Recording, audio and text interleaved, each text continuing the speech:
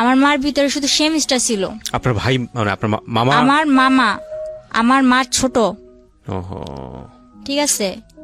তখন যখন আমার মার এই অবস্থা করছে, বাহিরে কিন্তু অনেক লোক, চেনা অচেনা অনেক লোক। আমি যখন আমার উন্নাটা আমার মার গায়ে দেই, তখন আমার মামা আমার দিকেও আকর্ষণ করে, হাত বাড়ায়। নাম মিম। মিম, বয়স কত মিম? এই 18 চলতেছে। এখন 18 চলছে। আপনি কি একটু শারীরিকভাবে অসুস্থ? জি। আপনার কথা শুনে মনে হচ্ছে, কারণ একটু দুর্বল লাগছে আপনাকে। জন্ম জেলা কোথায়? আমার জন্ম জেলা নারায়ণগঞ্জ। নারায়ণগঞ্জ থেকে আপনি আসছেন আজকের এই স্টোরিটা বলার জন্য? জি। ওকে, আর কিছু বলতে চাচ্ছিলেন? আর আমার বাবার বাড়ি কিন্তু মুন্সিগঞ্জ, কিন্তু আমি জন্ম নিয়েছি নারায়ণগঞ্জে, বড় হয়েছি নারায়ণগঞ্জে, ইভেন আমি এখন নারায়ণগঞ্জেই আছি। আচ্ছা, তো মিম শুরু করেন আপনি যেখান থেকে বলতে চান। খুব অল্প বয়সে যতটুকু শুনছি, এখনো আম্মুর কাছে শুনি যে আমার জন্মের পর থেকেই আমার বাবা তত একটা খুশি না, আমার নিয়ে অনেক ঝামেলা করতো। তো আমার মা কষ্ট সিদ্ধে আমার যখন 7 কি 8 বছর, এর মধ্যে আমার একটা ভাই হয়। তো এই ভাইটা আপনি প্রথম হওয়ার পর, সন্তান? হ্যাঁ। আচ্ছা, আমার আগেও আমার একটা ভাই হয়েছিল, কিন্তু ওটা হয়েছে মৃত। ও ওর আচ্ছা। কোনো, জি। কি করতো আপনার বাবা? আমার বাবা তখন আর কি আমার দাদার হোটেল ছিল, ওই হোটেলে থাকতো। আচ্ছা। আর এভাবে উনি গাড়ি চালাইতো। আচ্ছা আচ্ছা, ওকে। তো আমার বাবা যখন মনে করেন আমার বয়স 7, আর আমার ভাইয়ের বয়স এই ধরেন 2 কি 2.5 এরকম হবে, তখন আমার বাবা আমাদের ফালার কি অন্য জায়গায় বিয়ে করে। আপনার বাবা? জি। আমার বাবা আমার মার অজান্তেই অন্য জায়গায় বিয়ে করে। যখন আমার মা জানতে পারে আর কি, তখন জিজ্ঞেস করে তুমি কি এটা করছো পরে। আর আমার মার বিয়ের পর থেকেই মনে করেন যখন আমি হইলাম, আমার ভাই হওয়া অব্দি ঠিক ছিল, যখন আমি হইলাম এরপর থেকে আমার মারে মারধর। আচ্ছা। মারে তো অনেক মারধর করছে। এরপর এরকম করে সংসার চলতেছে। আমার ভাইয়ের যখন 2 থেকে 2.5 বছর বয়স, আমার ধরেন 7 বছর বয়স, তখন আমার মার পারতেছিল না। এর মধ্যে আবার শুনছে যে বিয়ে করছে। তো আমার মা তো থাকার আর কোনো প্রশ্নই আসে না। আমার মা আমারে আর আমার ভাইয়ের নিয়ে কিচ্ছু না বলে নানু বাড়ি চলে আসে। এরপর আব্বু মনে করেন বিচার টিচার ডাকাইছে যে ও চলে যাবে কেন, ওরে বলো যে না যাইতে। তো আমার মা বললো তুমি এরকম করছো, তুমি বিয়ে করছো, শাদী করছো, আমার তো এখন আর কোনো দরকার নাই। তারপর যাই হোক, মা গেছিল, আমাদের নিয়ে গেছিল বাবার বাড়িতে। যাওয়ার পর মারে আবার অনেক মারধর করতো, আর মারধর করতো, যতবার মারধর করতো আমার ভাইটার অনেক আদর করতো, কিন্তু আমার সামনে রেখে মারধর করতো। তো আমার ভাই যখন মনে করেন অনেক ছোট ছিল, তো আমার ভাইও তেমন একটা খানা দানা ঠিক মতো পাইতো না, আর আমারে তো দেখতেই পারতো না আমার বাবা।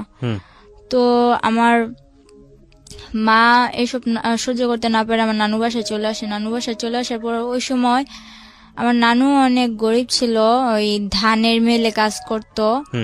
আমার 2টা মামা আছে আর 3টা খালামুনি। তো আমার বড় খালামুনি অনেক আর কি জুয়া খেলে, এরকম হাজবেন্ডের কাছে ওনার বিয়ে হয়েছিল। তো ওই খালু জুয়া খেলতো প্রায় সময়। আমার খালা এই বাসায় থাকতো, বেশিরভাগ নানু বাসায় থাকতো। আবার আমার মার কপালে এরকম হইলো। আর মেজু খালায়ও যদিও একটু আল্লাহ দিলে ভালো নামাজি কালামির ব্যক্তির কাছে বিয়ে হয়েছে, কিন্তু উনি বাবার বাড়ির কথা শুনতে পারতো না। তো উনি মোটামুটি শান্তিতে ছিল। তো আমার মা ভাবতো যে আমার বড় বোনটা এভাবে কয়েকদিন পর পর বাবার বাসায় এসব থাকে। আমার ভাই 2টা, একটা মই চাষ গেছে। আচ্ছা। আর মই চাষ গেছে আমার মার আমার মা যেমন কিছু আমার বাবার সংসারে থাকতে টুকিটাকি যেগুলা রাখতো ওগুলা জমাইতো বাবারে না জানায়া। তো ওইভাবে জমাইতে যেমন অনেকগুলা টাকা কইরা মামারে দিছে। তো মামা ওদিক থেকেও গেছে, মামা নিজেও কিছু জোগাড় করে গেছে। তারপর মনে করেন মামা মই চাষ, ছোট একটা খালা আছে, ছোট একটা মামা আছে, আর আমরা 2 ভাই বোন। এর মধ্যে বড় খালাও মনে করেন এই বাসায় থাকে, আমার মা ওই বাসায় থাকে। তারপর বড় খালার ঝামেলা শেষ করে বড় খালার বাসায় পাঠাই দিছে। আর আমার আম্মু বলতেছে, আমার আম্মু তখন কাঁথা সিলাইতো। আচ্ছা। কাঁথা সেলাই করে সংসার করতো, দর্জি কাজও জানতো, টুকটাক করতো। পাশের বাড়ি একজন বুদ্ধি দিল যে তুই বাইরে চলে যা। আপনার মাকে বুদ্ধি দিল? জি। তখন কি বাবার সঙ্গে থাকতো না আলাদা হয়ে গেছে? না, তখন তো আমার মা আলাদা ভাবে আইসা পড়ছে। আচ্ছা আচ্ছা, মানে আপনারা কি মার সঙ্গে থাকতেন না বাবার সঙ্গে? মার সঙ্গে থাকতেন, দুই ভাই বোন। হ্যাঁ, এর মধ্যে আবার অনেক কিছু হয়েছে কি, যখন আমার মা আইসা পড়ে তখন 3 মাস পর আমারে আবার নিয়ে যাওয়া হয় আমার আপনার বাড়িটা। বাবার বাসায়? হ্যাঁ, আমার বাড়িটা দুধের বাচ্চা, আমার বাড়িটা নিতে পারে না। আচ্ছা, তো আমার নিয়ে যায়, নিয়ে বলতেছে যে তুই বাবার সাথে থাকবি না তুই মার সাথে থাকবি। আপনাকে জিজ্ঞেস করেছে? হ্যাঁ, কিন্তু কোনো দিন এতটা আদর করে নাই। আমার দাদু বাড়ির সবাই আমারে যতটা আদর তখন আমারে করছে যে তুই আমাদের সাথে থাকবি, মানে আপনাকে রাখার জন্য মূলত। কিন্তু আমার রাখতে পারে নাই। মানে আপনি ডিসিশন দিয়েছেন আমি মার সঙ্গে থাকবো? আমি ওদের কাছে বলছি হ্যাঁ থাকবো, যখন বলতাম যে না থাকবো না তখন রাইগা যাইতো আর কি, একরকম করতো আমার সাথে। পরে যখন বিচার বসলো তখন আমি বললাম আমি মার সাথে থাকবো। আপনি নিজে থেকেই বলেছেন? তখন কি স্কুলে যাইতেন, মানে ওই বয়স ছিল না? কয় বছর বয়স তখন? আমার বয়স 7 বছর। ও আচ্ছা, ক্লাস 1-2 তে পড়ার বয়স। হ্যাঁ। পড়াশোনা করতেন?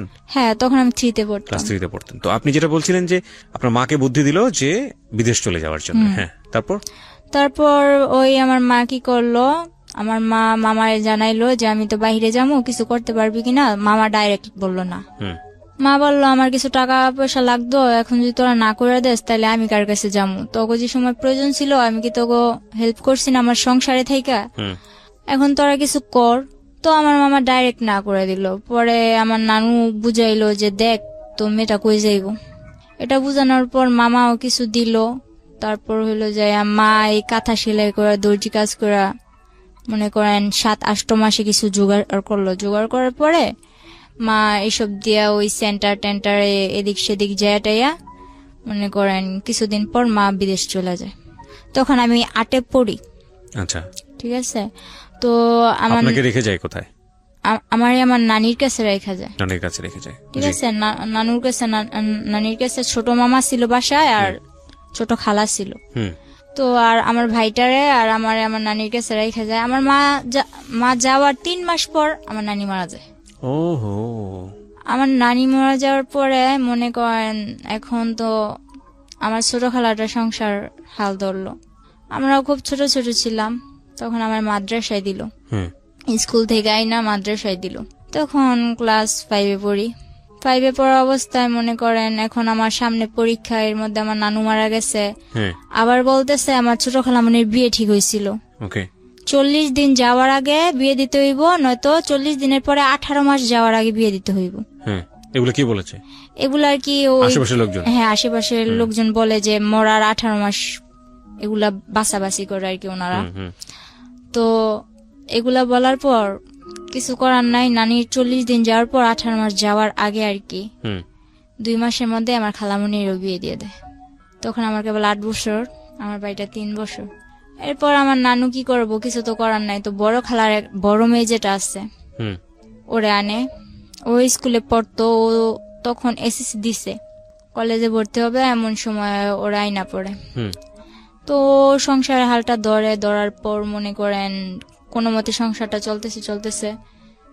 তো হঠাৎ করে আমার ওই বোন মনে করেন কিছুর থেকে কিছু হইলে আমাদের দুনো ভাই বোন, আমার ভাইটা যে বাচ্চা, আমার ভাইটা কিন্তু এখন শুকায় গেছে, কিন্তু ছোটবেলা এত কিউট ছিল। আমার ভাইটার দেখলে সবাই যে না দেখবো ও আদর করতে চাইবো, এরকম মোটা টোটা ছিল। আমার ওই ভাইটার দিকে তাকায় ওর একবার মায়া হয় নাই। ও শুধু শুধু মারতো, কথা থেকে কথা হইলেই মারতো, আর আমার তো কোনো কথাই নাই। ওরে আনা হয়েছে এই সংসারের কাজ করার জন্য। আমার মা বিদেশ থেকে ওর জন্য এক্সট্রা খরচ দেয়। আমার মামারা বলে দেখ মুক্তি তোর যা লাগবো আমাদের বলবি, কিন্তু ও দুনো ভাই বোনের যাতে কষ্ট না হয়। তখন মনে করেন আমার বোনটা কিছু থেকে কিছু লেগুতো, যা তোর বাবার কাছে যা। বাবার কাছে পাঠাইতো, বাবা বলতো আমার কাছে আসছোস কেন, ডাইরেক্ট আমার কাছে আসার কি দরকার, মার কাছে থাকবি মার কাছে যা। মাও মাঝে মাঝে ফোনে বলতো তোর বাবার কাছে যা দেখ কিছু বলে কিনা, ওখানে থাকতে পারিস কিনা, এরকম কিছু বলতো মা। তো আমার মা ক্লাস 8-এ পড়েন তো? না, তখন 5-এ পড়ি, পরীক্ষার সামনে। আচ্ছা। তো এরকম করতে করতে আর কি সারাদিন কাজ করতাম, শুধু আমি ক্লাসটা করার টাইম দিত আমারে, আর বাকি সময় শুধু ঘরের কাজ করতো? বাকি সময় ঘরের কাজ করতাম। এমনকি আমার নানা এমন একটা সময় গেছে, আমি বাচ্চা মানুষ, যদি আমি আমার নানার কাপড় কাচা না দিতাম, আমার নানা পরিষ্কার জামা পরতে পারতো না। তখন আমি 5-এ পরীক্ষা দিব, 8-9 বছরে পড়ছি। হুম এরপর মনে করেন আমি কোনো প্রাইভেট কোচিং টুচিং কিচ্ছু করতাম না। পরে পরীক্ষাটা দিলাম, এরকম করে এই পরীক্ষাটা দিলাম। এই সকালে উঠা কি আমি এত তাড়াতাড়ি কি থাল বাসন গুলো ধুইতে পারবো? ও রাত্রে 11টা বাজলো, আমি ঘরের মধ্যে পানি আইনা কলসের মধ্যে কইরা ঘরে পানি আইনা বোলের মধ্যে নিয়ে ওই থাল বাসন গুলা ধুয়ে রেখে যেতাম। হুম এরকম একটা অবস্থা ছিল। আশেপাশের নানুরা কি করতো, আমার কাছে আমার কথা বলতো, আর ওই আমার খালাতো বোনের কাছে আমার খালাতো বোনের কথা বলতো। হুম আমারে বুঝাইতো, দেখ মুক্তি তোদের সাথে এরকম করে, মুক্তি ভালো না, এটা ওইটা এরকম ভাবে চলবি, ওরকম ভাবে চলবি। আর মুক্তি আবার বুঝাইতো যে এই দুটার বাপের বাড়ির কাছে, বাপের কাছে পাঠাস না কেন, রাখছস কেন তোদের কাছে, হুম এরকম করে আর কি হালটি মারতো। তো বাসার মধ্যে আমার প্রায় 14 চাচতো মিল্লা 14টা নানি, একজনে এক কথা বলতো। তো ওই সময় বাচ্চা মানুষ ছিলাম, তো মনটাও প্রায় নষ্ট হয়ে গেছিল। হুম পরীক্ষাটা দিলাম, ইনশাল্লাহ ওর বোন একটা, আমার খালাতো বোন আরেকটা, মুক্তির ছোটটা আমার সাথে পরীক্ষা দিছে, ওর থেকে ভালো ভালো নম্বর পাইছি। কিন্তু দুর্ভাগ্যবশত আমার শেষ পরীক্ষা যেদিন, ইসলাম ধর্ম পরীক্ষার দিন, আমার অ্যাক্সিডেন্ট হয়। ওকে। যে অটো দিয়ে গেছি ওই পুরো অটোটা অ্যাক্সিডেন্ট হয়, কিন্তু আমার বেশি হয়। আমার ডান হাতের এই আঙুলটা ভাঙা যায়। ভাঙা যাওয়ার কারণে আমি সবটাতে ভালো পাইলেও ওই পরীক্ষাতে আমি কিছুই পাই নাই। তো বাসায় এগুলা নিয়ে অনেক কিছু হয়েছে, যে পরীক্ষায় ফেল গেছে, এটা গেছে ওইটা গেছে। তো আমার মারে বলতো কি যে আমি আমার মার সাথে কথা বলতে চাই না। হুম কিন্তু আমার মা যখন জিজ্ঞেস করতো যে আমার মেয়ের কাছে দে, ছেলের সাথে তো কথা বলেই, ও তো বাচ্চা মানুষ, ও কি বলবো। কিন্তু আমি তো বুঝি, এজন্য আমার সাথে কথা বলতে দেয় না। এরকম করে অনেকদিন গেল, যাওয়ার পর আমার আলিটেক মাদ্রাসায় দেওয়া হইলো। হুম মাদ্রাসায় থাইকা পড়মু, তো ওখানে থাইকা পড়তাম, কিছুদিন পড়ালেখা করলাম ওখানে থাইকা। তো ওখানে একটা ছেলে দেখতাম কি মাদ্রাসার বিল্ডিং এর কাজ করতো। হুম তো আমার ব্যাপারটা উনি কিছু কিছু হয়তো কারো কাছ থেকে জানছে, যে আমার মা বিদেশে এরকম ওইরকম। আগে আমার অনেক জিজ্ঞেস করতো, আর এখন আমি এরকম দেখতেছেন, তখন কিন্তু আমার 12 বছর বয়স যখন, তখন আমি পুরো একটা, ধরতে গেলে আমার ভুটকি ছাড়া কেউ কথা বলতো না, এরকম আমি একটা মেয়ে ছিলাম, একটা হাতির মতো ছিলাম। ধরতে গেলে আমার হাতি বলতো আচ্ছা, ঠিক সবাই, আছে, সমস্যা নেই, হ্যাঁ। এরকম ছিলাম। টমেটো বলতো, হুম অনেক সুন্দর ছিলাম। পরে বলতেছে কার কাছ থেকে এগুলো শুনছে, আমার ফ্যামিলির ব্যাপারে শুনছে। শোনার পর আমার একদিন বলতেছে, মাদ্রাসা থেকে বের হওয়ার পর 1 সপ্তাহ পর ছুটি নিয়ে বাসায় আসবো। বলতেছে যে আমি তো তোমার ফ্যামিলির ব্যাপারে সবই জানি। কে বলছে এটা? ওই ছেলেটার সঙ্গে আপনার কথা হতো? কথা হইতো না, কিন্তু পিছু রাখছে। আচ্ছা, কি নাম ছিল ছেলেটার? ফারুক। ফারুক, হ্যাঁ। ওই মিস্ত্রির কাজ করতো? হ্যাঁ। আচ্ছা, রাজমিস্ত্রি। হ্যাঁ। পরে ও আমার ডাকার পর আমি যখন গেলাম, বললো যে আমি তো এরকম এরকম তোমার সম্বন্ধে সবই জানি। তো বললাম তো আপনি জানেন আমার কি। আর আমার একটা স্বভাব ছিল কি, ছোটবেলা যতই আমার মারধর করুক আর যতই যাই করুক, একটা অনেক গুরুত্বপূর্ণ আমার কথা বলতেছে, কিন্তু আমি ঘোড়ার মতো ফালাইতেছি। মানে আমার কোনো কেয়ার নাই ওই সেদিকে না। তো উনি ওনার মতো বইলা গেছে, আমিও আইসা বসছি। এরপর আমার মা বিদেশ থেকে ছুটিতে আসে। ছুটিতে আসার ঠিক একদিন আগে আমার মামা 50,000 টাকা পাঠাইছিল। তো আমার নানা আবার কি করছে, ওগুলা ঘরে না রাইখা ওগুলা আমার খালামণি গো বাসায় রাখছে। আচ্ছা। আর আমার খালাতো বোন যেটা আছে, ওটা বড় খালাদের ঘর তুলবো, এজন্য ওগো বাসায় গেছে। তো আমি যেমন পারছি তেমন মনে করেন লবণ টবণ বেশি দিয়া শাক রান্না করছি। তো আমার নানা কান্না করে আর বলে যে মুক্তিরে তো আমি আনলাম, কিন্তু কোনো সায় পাইলাম না। তুই ছোট হইলো, তুই আমার যে লবণ বেশি দিয়ে হইলো ভাত মুখে তুলে দিতেছস, এটাই আমার কাছে অনেক। এগুলা টেগুলা বইলা নানা কান্না টান্না কইরা ওই লবণ ওলা শাক দিয়ে ভাত খেয়ে উঠে গেছে। তো নানা ও বাজারে গেছে, বোনও ওনার বাসায় গেছে, বাড়িতে আমি একা।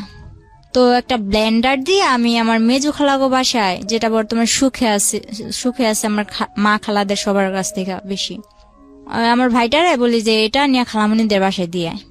তো আমার ভাইটা ওখানে গেছে। বাড়িটা যাওয়ার পর আমার সাথে এরকম একটা বিশ্রী ঘটনা ঘটে আমি ভাবতে পারি নাই। হালকা শীত হালকা গরম, তো আমি লেপ নিয়ে শুয়ে আছি। এর মধ্যে দুইটা লোক বোরকা পরা, মনে করেন বোট জুতা পরা, চশমা পরা, আর কি চেনার কোনো ক্ষমতা নাই, বলতেছে যে আইসিআই চুলে ধরছে। চুলে ধরা মাত্র যখন আমি চিৎকার দিমু, তখন মনে করেন টিভির সাউন্ড পুরো 100। আর আমার এক নানা, পাশের ঘরের নানা, উনি ফুল সাউন্ড দিয়া বক্স বাজাইতেছে। আর আমাদের বাড়ির সবাই মনে করেন দাওয়াত খাইতে গেছে। তো এমন সময় আসছে ওই 50,000 টাকা করার জন্য। এখন আমার জিজ্ঞেস করতেছে চাবি কই। তো আমি বাচ্চা মানুষ, আমি কি করবো? আমার শুধু এতটুকুই কথা যে আপনারা কে, মুখ দেখান আপনারা কে। তখন আমি হাত দিয়ে অনেক কালাবালি করলাম যে আমি মুখটা দেখবো, কিন্তু ওনারা কি করলো, বললো যে হাতটা বেশি নাচে, তুই তো এমনি নাচুনি। তো পাশের একজন বলতেছে গলা ডাবায়া কথা গো, বুঝে নিব তো। এরকম বলার পরে আমি বলতেছি তোমরা কে, নিশ্চয় আমার চেনা কেউ, তোমার মুখ আমি দেখবো। বললো তোর হাত দুইটা বেশি নাচতেছে, হাত দুইটা বাইদা নিল। পরে পা দিয়া যখন আমি লাথি মারলাম, আমার মনে করেন থাপড়াইতে পুরো লাল বানাই লাইছে। পরে আমার টাইনা নিচে নামায়া পিছন দিকে এভাবে হাত দিয়া খাটের পায়ের সাথে আমার বাঁধছে। এখন পা দিয়া লাইতেছে দেখে বলে যে পাটা বেশি নড়ে, পাটাও বাঁচছে। শেষে বেশি রকম চিল্লাইতেছে দেখা বাড়িতে তো কেউ নাই, সুযোগ আরো ভালো পাইছে, আমার মুখটাও বাঁচছে। বাঁধার পর মনে করেন কিছুদিন আগে নানা নতুন ফ্রিজ কিনছে, ফ্রিজটার মধ্যে একটা দাম করে লাথি মেরে বললো কি যে সুখ বেশি হয়ে গেছে, ফ্রিজও আনছে ঘরে।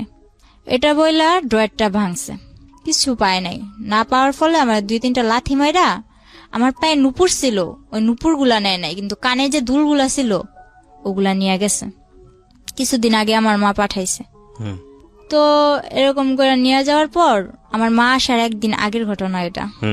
পরে মনে করেন ওনারা চলে যাওয়ার পর অনেক কান্দা, ওনারাও দরজা দিয়ে বের হয়েছে, পিছনের দরজা দিয়ে বের হয়েছে, সামনের দরজা দিয়ে আমার এক আত্মীয় আমার দেখা চিৎকার দিয়ে আমার খুলছে। তো পুরা গ্রাম একটা হস্তনস্ত বিষয় হয়ে গেছে। পরে আমার মা আসলো, মা আসার পর মা একদিন পর আসলো, আমি অসুস্থ, আমার মারতে মারতে প্রায় অসুস্থ বানায় ফেলছে একেবারে। মা আসার পর এখন প্রশ্ন দাঁড়াইছে একটা, আমার কানের দুলগুলা নিল কিন্তু নুপুর গুলা নিল না কেন? এটা সবই আমার একটা নাটক। আচ্ছা, মা বলতেছে আপনার এটা সম্পূর্ণ নাটক? না, মা না, তাহলে মার কাছে বাড়ির সবাই বলতেছে, ওই আমার খালাতো বোন বলতেছে যে ওর এটা সম্পূর্ণ নাটক, আমি আমার বাসায় গেছি এই কারণে ওই নাটকটা করছে। ওর বাসায় গেছে ওদের ঘর তুলবে জন্য, আমি কেন নাটক করতে যাব? এরপর মনে করতেছেন, তাহলে আমি বললাম যে আচ্ছা আমি যদি নাটকই করি, আমি আমার মুখ বাঁধতে পারবো, আমার পা বাঁধতে পারবো, কিন্তু আমার হাতটা বাঁধবো কি করে? আমি হাতটা যে পিছনে নিয়ে এইভাবে বাঁধছে, ওটা তো আমার দ্বারা সম্ভব না। পরে বলতেছে তোর ভাইয়েরই দিয়া করাইছস। তো আমার ভাই তো না না না, আমি এই কাজ করি নাই, আমি কেন করবো, আমি তো খালামুনিকে বাসায় ছিলাম। এখন আমার মা আসছে, আমার মার সামনে তো আমার মারতেও পারে না, কিছু করতেও পারে না, খালি চোখ রাঙায়। তো মা কিছু অনেকটা না বুঝতে পারলো, কিছুটা অন্তত বুঝতে পারছে। মা বললো যে মুক্তি কি হয়েছে, তুই এরকম করতেছিস কেন? কয় না কিছু হয় নাই। পরে বললো যে খালামুনি আমার জন্য আনছো কি, তোমার তো আমি চেন আনতে বলছি। তো আমার মা তেমন কিছু আনতে পারে নাই। ওই মুক্তি আপার আম্মু যেটা আমার বড় খালামুনি, ওনারই মাথায় পানি জমছে। তো ওখানে আমার মা 40,000 টাকা দিয়া দিছে।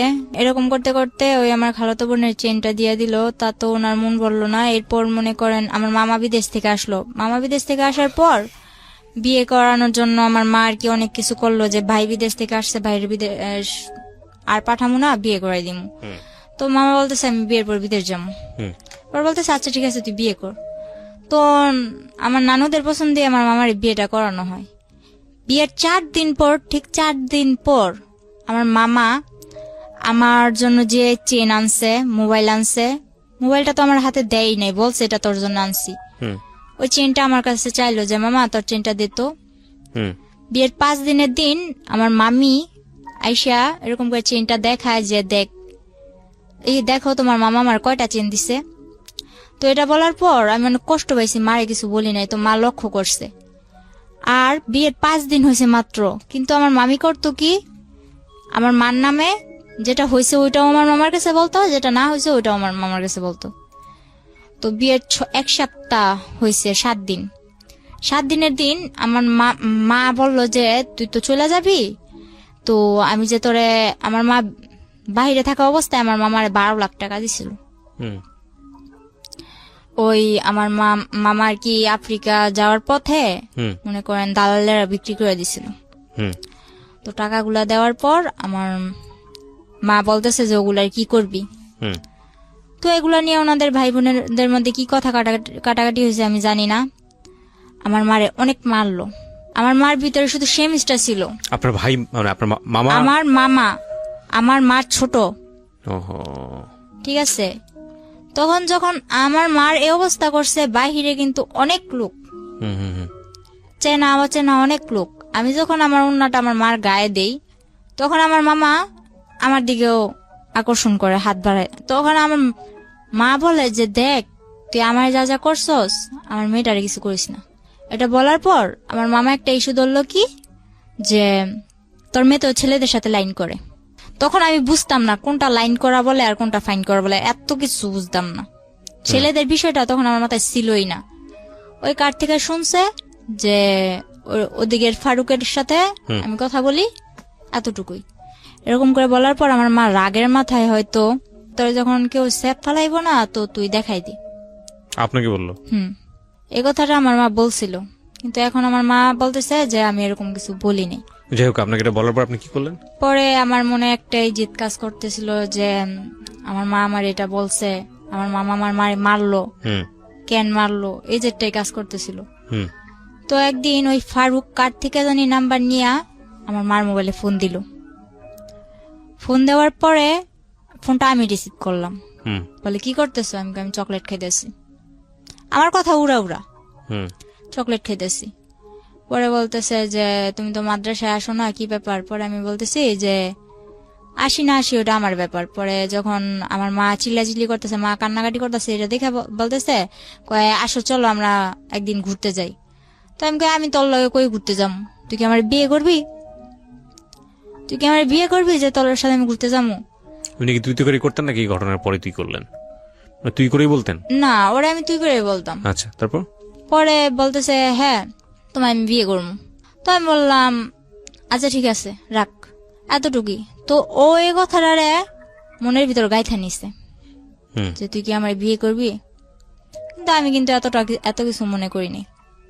এরপরের দিন 14ই ফেব্রুয়ারি, ঠিক আছে, ওই দিন 14ই ফেব্রুয়ারি ছিল। মাদ্রাসায় তেমন কোনো অনুষ্ঠান ছিল না, কিন্তু আর কি বান্ধবীরা একরকম জামা পরা, তারপর হইলো যে সব একরকম ড্রেস পরা কিছু একটা আর কি খাবার দাবারের আয়োজন করবো এরকম। তো 14ই ফেব্রুয়ারির দিন আমি বাসা থেকে বের হই।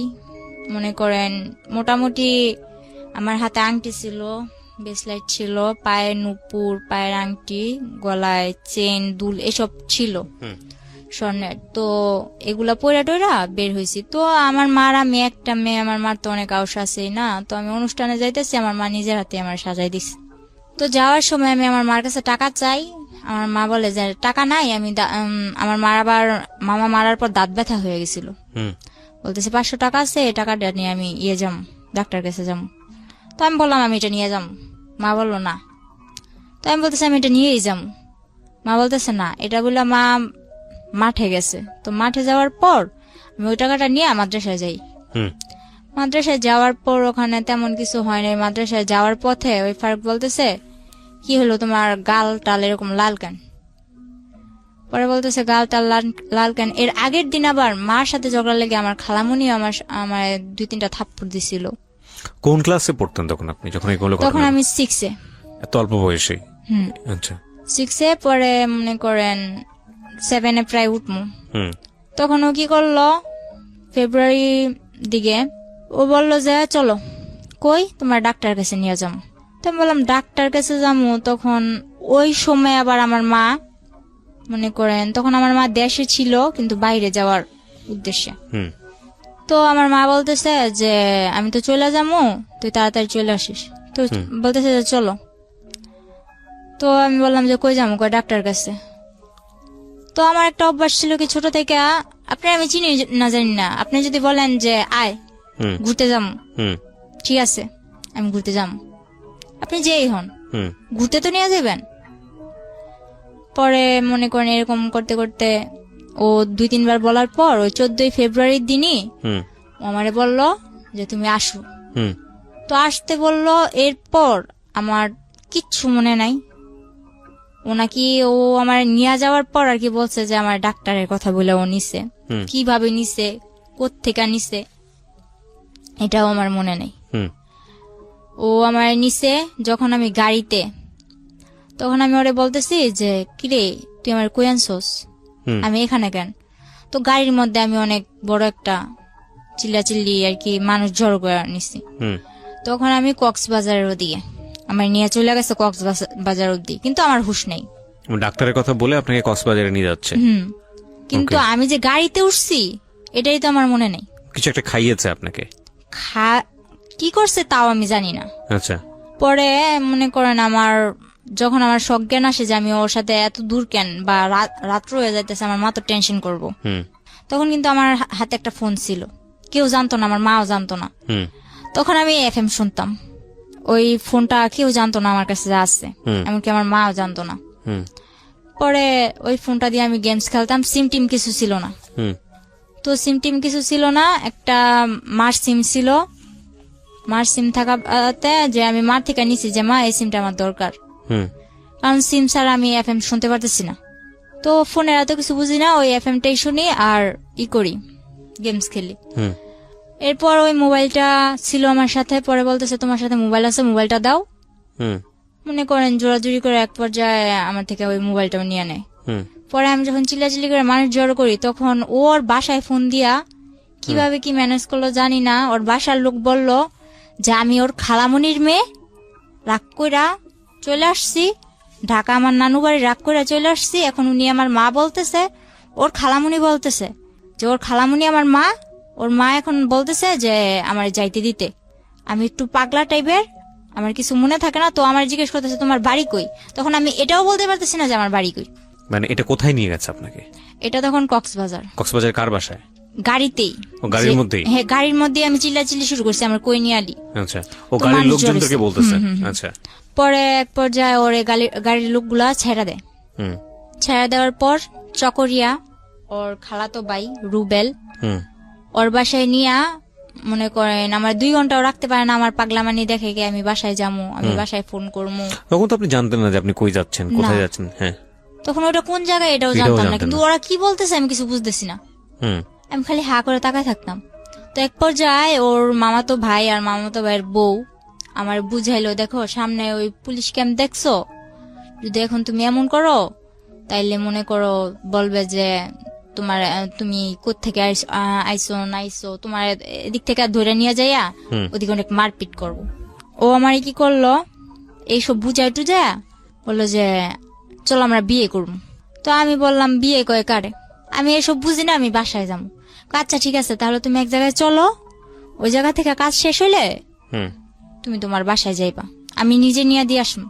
তো এদিক দিয়ে আমার বাড়ির সবাই হয়রান, আমার মা ও বিদেশ টিদেশ যাওয়া বাদ, আমার মেয়ে কই। এদিক দিয়া মনে করেন আমার নানার ছোট ভাইয়ের ছেলে যারা আছে ওরা অনেক প্রভাবশালী, এলাকার মেম্বার চেয়ারম্যান, ওরাও মনে করেন কেস টেস কইরা মনে করেন একরকম অনেক কিছুই করছে আমার জন্য। পরে ওরে বলতেছে আমি বাসায় যাবো, এর মধ্যে আমার কিছুতেই বাসায় যেতে দিব না। পরে নিল কাজী অফিসে, তো আমি বুঝতে পারি নাই যে এটা কাজী অফিস। কয়েকটা লোক আসলো, ওর মা, ওর বাবা, ওর মামা, ওর আরো 2-1 আত্মীয় ওখানে সবাই উপস্থিত ছিল। তো আমার যে সময় বিয়ে হয় তখন কিন্তু আমি হাফ প্যান্ট পরি, এরকম অবস্থা। তো বিয়ে করে আপনাকে, জোর করে আপনাকে বিয়ে করে। আমি ওর খালাতো বোনের সাথে খেলি, ওখান থেকে ডাক দিয়ে আমারে মনে করেন ও আমারে বিয়ে করে, কিন্তু আমি বুঝতে পারি না ওরা কি বলতেছে, এটা তো আমি বুঝি না। তো সবাই মিলাদ পড়তেছে, আমিও মনে করেন মোনাজাত ধরে মিলাদ পড়তেছি। আমার মোনাজাত ধরতে গেল, আমি মোনাজাত ধরলাম, আলহামদুলিল্লাহ বলতে বললো, আমি আলহামদুলিল্লাহ বললাম, কবুল টবুল কিছু না, শুধু আলহামদুলিল্লাহ। এরপর সবাই মিষ্টি খাইতেছে, আমিও চাই মিষ্টি নিলাম, খাইলাম, কিন্তু এটা যে আমার বিয়ের মিষ্টি আমি জানি না। তো এর পরের দিন যখন মনে করেন ওরে আর আমার এক রুমে থাকতে দেয়, ওর খালাতো ভাইয়ের বউ, ওর মাও আমারে বুঝায়, তখন আমি বললাম মানে কি, আমি তো থাকবো না। এরপর আমার অনেক কান্নাকাটির পর আমি আমার বাসায় যাবো, আর কিছু জানি না, ব্যাস এতটুকুই। পুরা একটা বিশৃঙ্খলা করে লাইছি, ওকে পুরো পাগল বানাই লাইছি। পরে বললো যে ও তো তোমার বিয়ে করা স্বামী, এখন যদি তুমি এরকম করো তাহলে তো তোমার পুলিশে দেওয়া হইব, তুমি স্বেচ্ছায় বিয়ে করছো, এখন তুমি এরকম করতেছো। তো আমি বললাম আচ্ছা, আমি যতটুকু জানি বিয়ে করতে আমার বাবার নাম লাগবো, মার নাম লাগবো, এগুলা কোথায় পারলি? আমার তো বিয়ে করছোস, কিন্তু এগুলো কোথায় পাইলি? পরে দেখলাম কি একটা ভুয়া। তখন আমার বয়স কেবল 12, অথচ আমার বয়স দিছে 22-এর উপরে। একটা জন্ম নিবন্ধনের কার্ড বানাইছে, গ্রামের নাম ও যেমন আমার গ্রামের নাম কুলকেতচর, কিন্তু ওখানে কুলকেতচর, আলিটেক এরকম করে আর কি অনেক ভুল। একটা জন্ম নিবন্ধনের কাগজ বানায়া কাবিন টাবিন কইরা 3 লাখ টাকা কাবিনে আমার বিয়ে করছে। 5 লাখ টাকা কাবিন, 3 লাখ টাকা উসুল, 2 লাখ টাকা বকে, এরকম ভাবে আমার বিয়ে করছে। বিয়ে করার পর আমি বললাম এসব তো আমি মানি না। পরে আমার মনে করেন অনেক বুঝায় টুজায়া বললো যে কি করবা। তারপর বললো আচ্ছা তুমি ওর সাথে থাকো, থাকার পর কয়েকদিন পর তোমরা আবার তোমাকে বাসায় চলে যাবা। আচ্ছা ঠিক আছে, ওর সাথে থাকলাম। মনে করেন ওর সাথে থাকার পর আমার প্রথম রাতেই মনে করেন আমি 1 সপ্তাহ হসপিটাল, আমার অবস্থা খারাপ। প্রথম যেদিন ওর সাথে এক ঘরে ছিলাম তখনই মনে করেন আমি 1 সপ্তাহ হসপিটাল। তখন ওর মা বাবা কি করলো, বললো যে আচ্ছা ওই বাসায় থাকা লাগবো না, তোরা তোর বোনের বাসায় ওরে নিয়ে চলে যা। তো আমার ননাসের বাসাটা পাহাড় অঞ্চলে ছিল, ওখানে ছিলাম। থাকার পর ওখানেও কয়েকদিন থাকার পর আমার শ্বশুর বললো ঠিক আছে এবার আমি গ্রামের কিছু মানুষ জানাইয়া বউরে ঘরে তুলে নিয়ে আসি। তো এগুলা করার পর গ্রামের কেউ মানে না, যে ও না জানায় বিয়ে করছে, ও বউ ঘরে তুলতে পারবো না, এটা ওইটা। তো আমার শ্বশুর কেউ না জানাই আমার ঘরে তোলে, কেউ জানে না। পরে এক পর্যায়ে যখন আমার ঘরে তোলার পরে আর এখন আমার শাশুড়িও মানতে পারে না, আমার ননদ যেটা, আমার 7টা ননাস, 5টা ননাস, 2টা ননদ, একটা ভাসুর। তো এরপর মনে করেন ওরা আমার মানে না। যখন ওরা কেউ না মানে তখন আমার শ্বশুর আর ও আমার অনেক সাপোর্ট করে। তো আমার বিয়ের 19 দিনের দিন ও আমার ফোন করতে দিছে আমার বাসায়। যখন আমি ফোন করছি তখন তো আমি দুনিয়া পেয়ে লাইছি, এই বুঝি আমার নিয়ে যাইব। তো আমি ফোন করার পর যে ঠিকানা দেই, ওই ঠিকানা দেওয়ার পরে মনে করেন ওরা আমার ওই জায়গা থেকে আবার অন্য জায়গায় সরায় নেয়।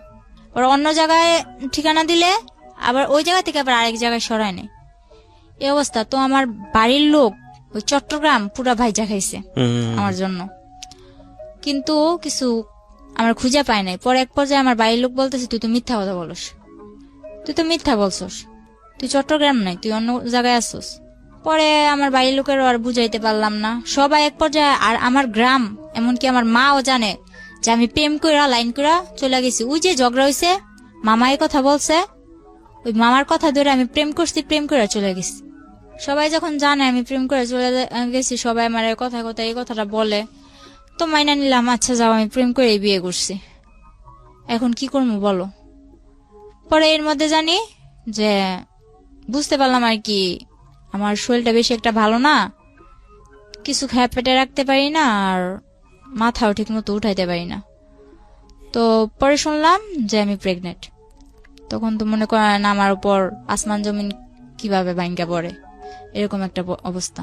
এরপরে ওরে বললাম, ওরে বলার পর ওর মা আর ও ওদের বাসায় নিয়া চালের বস্তার উপরে ফেলায় আমার মায়ের এই বাচ্চা নষ্টই করতে হইব, নষ্ট করতে হইব মানে নষ্ট করতে হইব।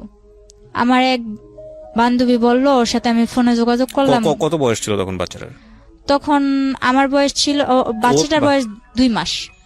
তারপর পরে মনে করেন আমার বান্ধবী বললো যে বাচ্চাটা নষ্ট করিস না, সবকিছুর দায় দিতে পারবি আল্লাহর কাছে। ফারুক তখন কি করতো?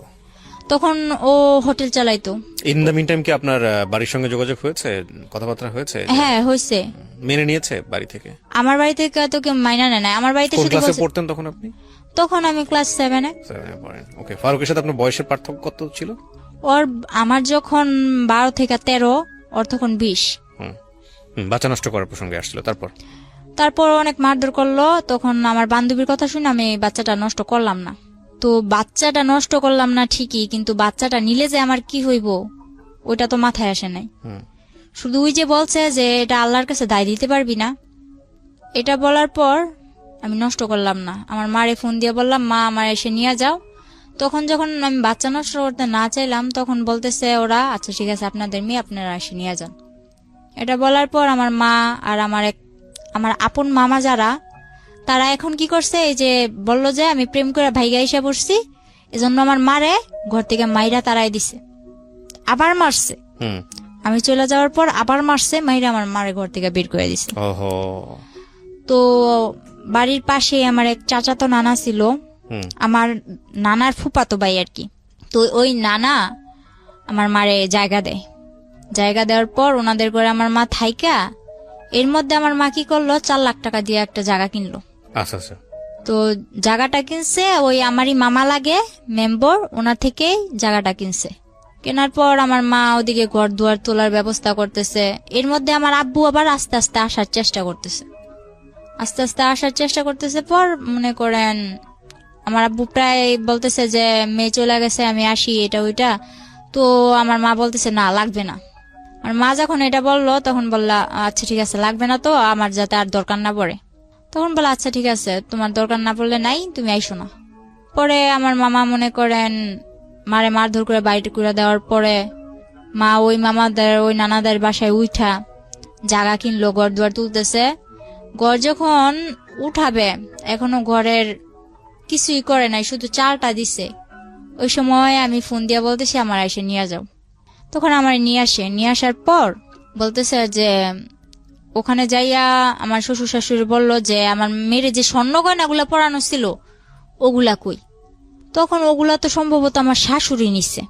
তো আমার শাশুড়ি নিছে, আমি বললাম যে আমার শাশুড়ির কাছে। তো আমার শাশুড়ি বললো কই, আমার কাছে এগুলো কিছুই দেয়নি।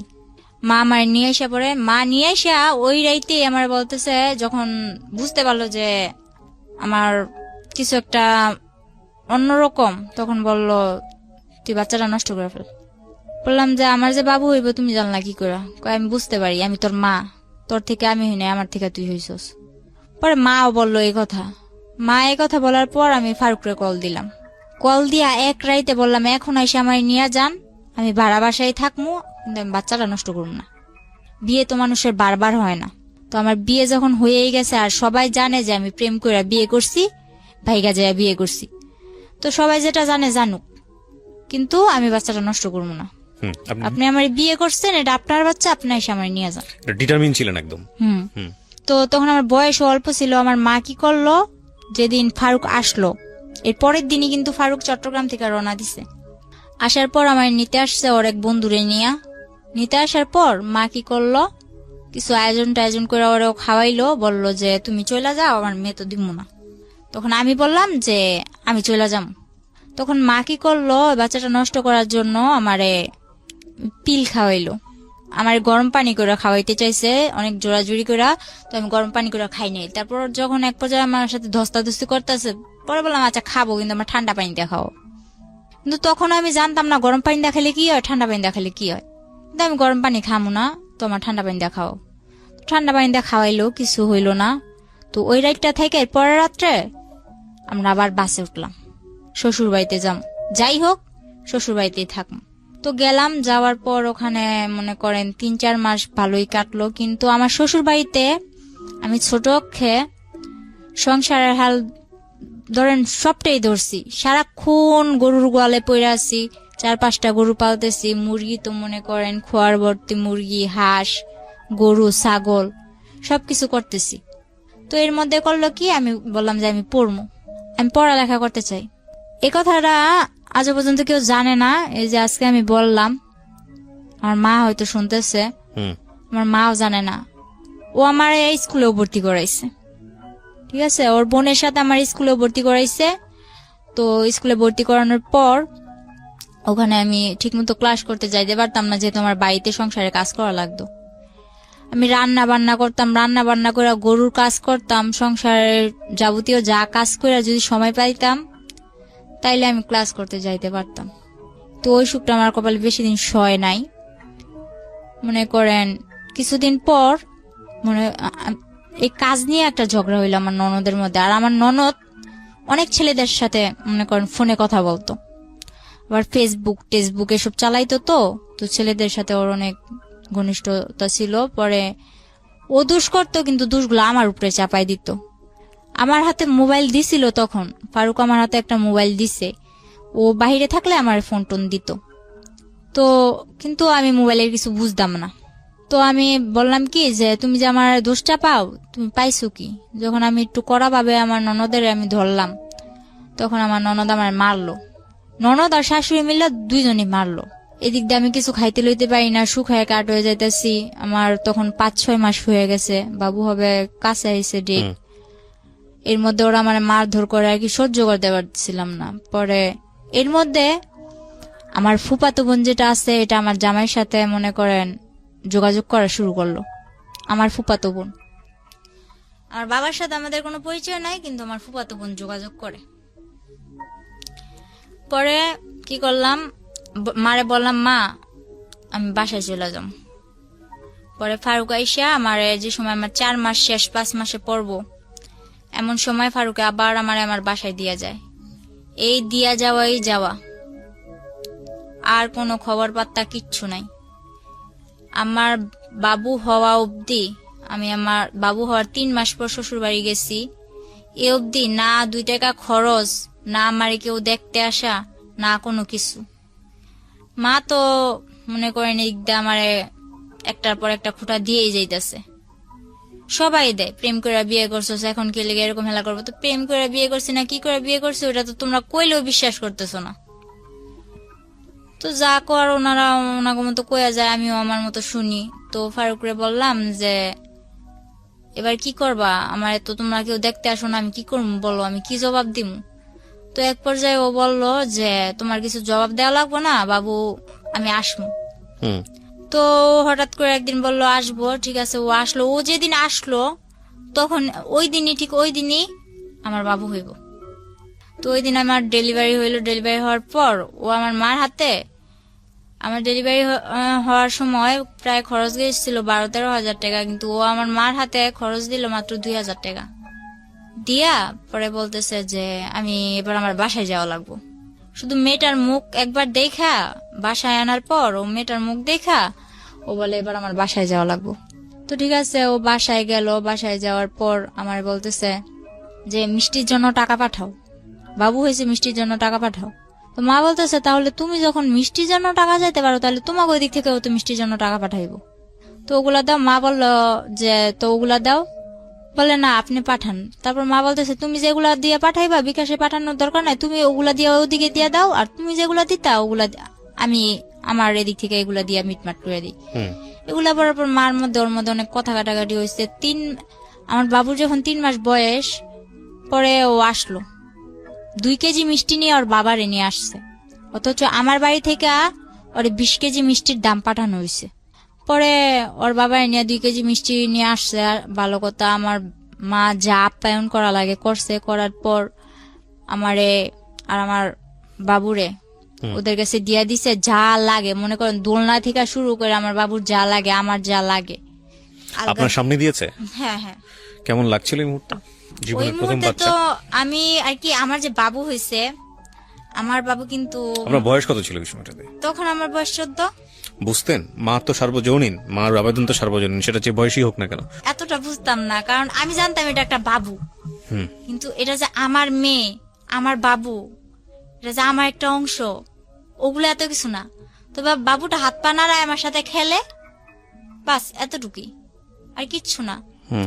আর এর মধ্যে আমার সমস্যার কারণে আমি আমার মেয়ের বুকে দুধটুকুও খাওয়াতে পারি নাই। তো আমিও হাসতে খেলতে খেলতে, যে 3 মাস ছিলাম তখন তো আমার মেয়ে কিনা জন্মের পর থেকে ওরে যে হসপিটাল থেকে বাসায় নিয়ে আসছে, বাসায় নিয়ে আসার পর থেকে তো ওরও কোনো খোঁজ নাই, আমারও কোনো খোঁজ নাই। ও ঘুমাইতেছে আমার মার কাছে, আমি কাত ফিরা অন্য দিকে ঘুমাইতেছি। এটা যে আমার মেয়ে কোনো দেখশন নাই, বুঝতামই না। তো 3 মাস তো এভাবে হেসে গেলা কাটাই দিলাম। ওখানে যে আমার জন্য কি অপেক্ষা করতেছে ওটা তো আমার এত কিছু মাথায় ছিল না। বললাম হ্যাঁ শ্বশুর বাড়ি যামু, মেয়ে হয়েছে শ্বশুর বাড়ি যামু।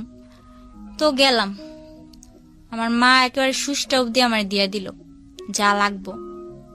আমার জন্য ট্যাং, আমার মেয়ের জন্য ওই 7 মাস অব্দি যা খাবার লাগবো আমার মেয়ের, সব খাবার আমার মা দুধের ডিবি টিবি যা লাগে সব কিনা দিছে। ওই বাড়িতে যখন পাটা রাখছি, রাখা মাত্র আমার শাশুড়ি কি করলো, কি আনছে পর যা নিছি আর কি, শুধু দোলনাটা ঘরের মধ্যে ঝুলাই দিছে, এই বিনে আর একটা সুতাও আমি চোখে দেখিনি। হুম আমার মা 22,000 টাকা খরচ কইরা আমার মার গলার চেন বিক্রি কইরা আমারে এত সবকিছু কিনারিটা দিল, কিন্তু আমার মার চেন বিক্রি করার মূল্য রইলো কি, আমি তো কিছুই পাইলাম না যাইয়া, শুধু দোলনাটা ঝুলাই দিছে মাঝোটে। হুম পরে আমার মেয়েটারে আমি তবু অনেক চেষ্টা করছি, একটু একটু মা বলছে যে বুকে দুধ খাওয়ানোর সুতা দিয়া তুই একটু রেস্ট নিতে পারবি, হুম আরামে থাকতে পারবি। তো যখন আমি বলতাম যে আমার বাবুরে দুধ খাওয়াইতে হইব, তখন বলতো না, দুধ খাওয়াইতে হইব না। ওনারা তখন আমার মেয়ে কি খাইতো, ল্যাকটোজেন 2 না 3 খাইতো, এরকম আর কি। ওইসব দুধের ডিবি টিবি নিয়ে ওনাদের কাছে তো ওগুলা কবজা। আমার মেয়ের কি দিত, সাগুদানা আছে না, হুম সাগুদানা ভিজায় রাখতাম পানি দিয়া, পরের দিন সকালবেলা উঠে ওগুলা জাল দিয়া সারাদিন খাওয়াইতাম। আর আমি সারাদিন থাকতাম মাঠে। আমি বললাম যে আমি শুনছি 5-6 মাসের বাচ্চা গো আলাদা আলাদা ফলের রস খাওয়ায়, দুধ খাওয়ায়, এটা খাওয়ায়, ওইটা খাওয়ায়, ডিম খাওয়ায়, নুডলস খাওয়ায়, কিন্তু আমার মেয়ে তো ভাত খাওয়াইতেছে। হুম তো আমার মেয়েও মার্শাল্লাহ শিখা গেছে ভাত খাওয়া।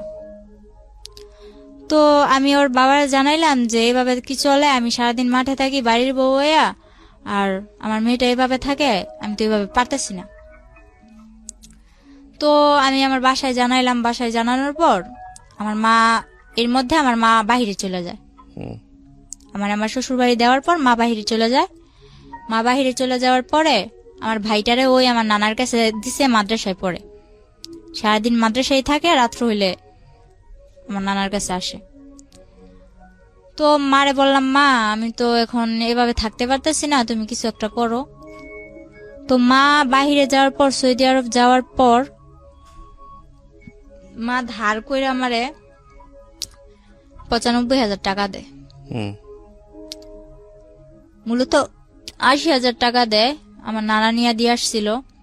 হুম 80,000 টাকা দেওয়ার পর ওই টাকাটা আমার শ্বশুরের হাতে দিলাম যে আমার ঘর তুলে দেন, আমি এভাবে এক ঘরে থাকতে পারতেছি না, আমার সংসার নিয়ে আমি অন্যদিকে চলে যাম, আমার ঘর তুলে দেন। তো আমার শ্বশুর কি করলো, ওই 80,000 টাকা নিয়ে দূরে, অনেক দূরে, আমার শাশুড়ি বাড়ি থেকে একটু দূরে, এক বাড়ি পরে আর কি, হুম আমার একটা জায়গা দিল। ওই জায়গার মধ্যে ঘরের খাম টাম গাঁথলো, মাটি টাটি বইলো, এগুলা করার পর এর মধ্যে আমার শাশুড়ি আমার দিয়া কিস্তি থেকে অনেক টাকা উঠায়, এক জায়গা থেকে 1 লাখ, আরেক জায়গা থেকে 20,000, আরেক জায়গা থেকে 30,000, এরকম করে উঠাইতে থাকে। তো তখন আমি কিস্তির বিষয়টা বুঝলাম না, আমার নিয়ে যাইতো, আমার মনে করেন গাড়ি করে নিয়ে যাইতো, ওইটা কটা সাইন টাইন দিতাম, হুম পরে আবার আসার সময় আমার কিছু খাওয়াইতো।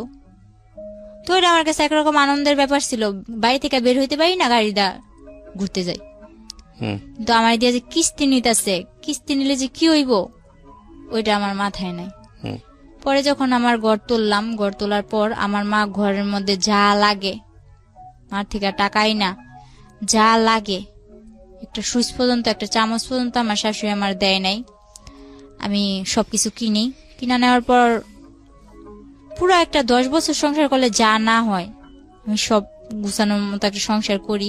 তখন আমার কাছে ভালোই লাগতেছিল। তখন আস্তে আস্তে বুঝতেছি যে এটা আমার সংসার, আমার বিয়ে হয়েছে, আমার একটা বাচ্চা হয়েছে। এর মধ্যে আমার ফুফাতো বোন যেটা আছে, ও ফেসবুকে ফেক আইডি খুইলা, ছেলেদের নামে আইডি খুইলা আমার হাজবেন্ডের জানাইলো কি যে আমি তো মিমরে ভালোবাসি, ওর সাথে আমার রিলেশন ছিল, এখন তো আমরা পালাই যাম। তো ফারুক তো আমি বলতে পাগল ছিল। এটা যখন বললো আমার ফুফাতো বোন, তখন তো ও পুরা রাগ আমার উপর, কিন্তু আমারে বলে না। এরপরে কি করলো, ও আমি যখন জিজ্ঞেস করলাম, এরপর বলে যে দেখ কি বলে এগুলা।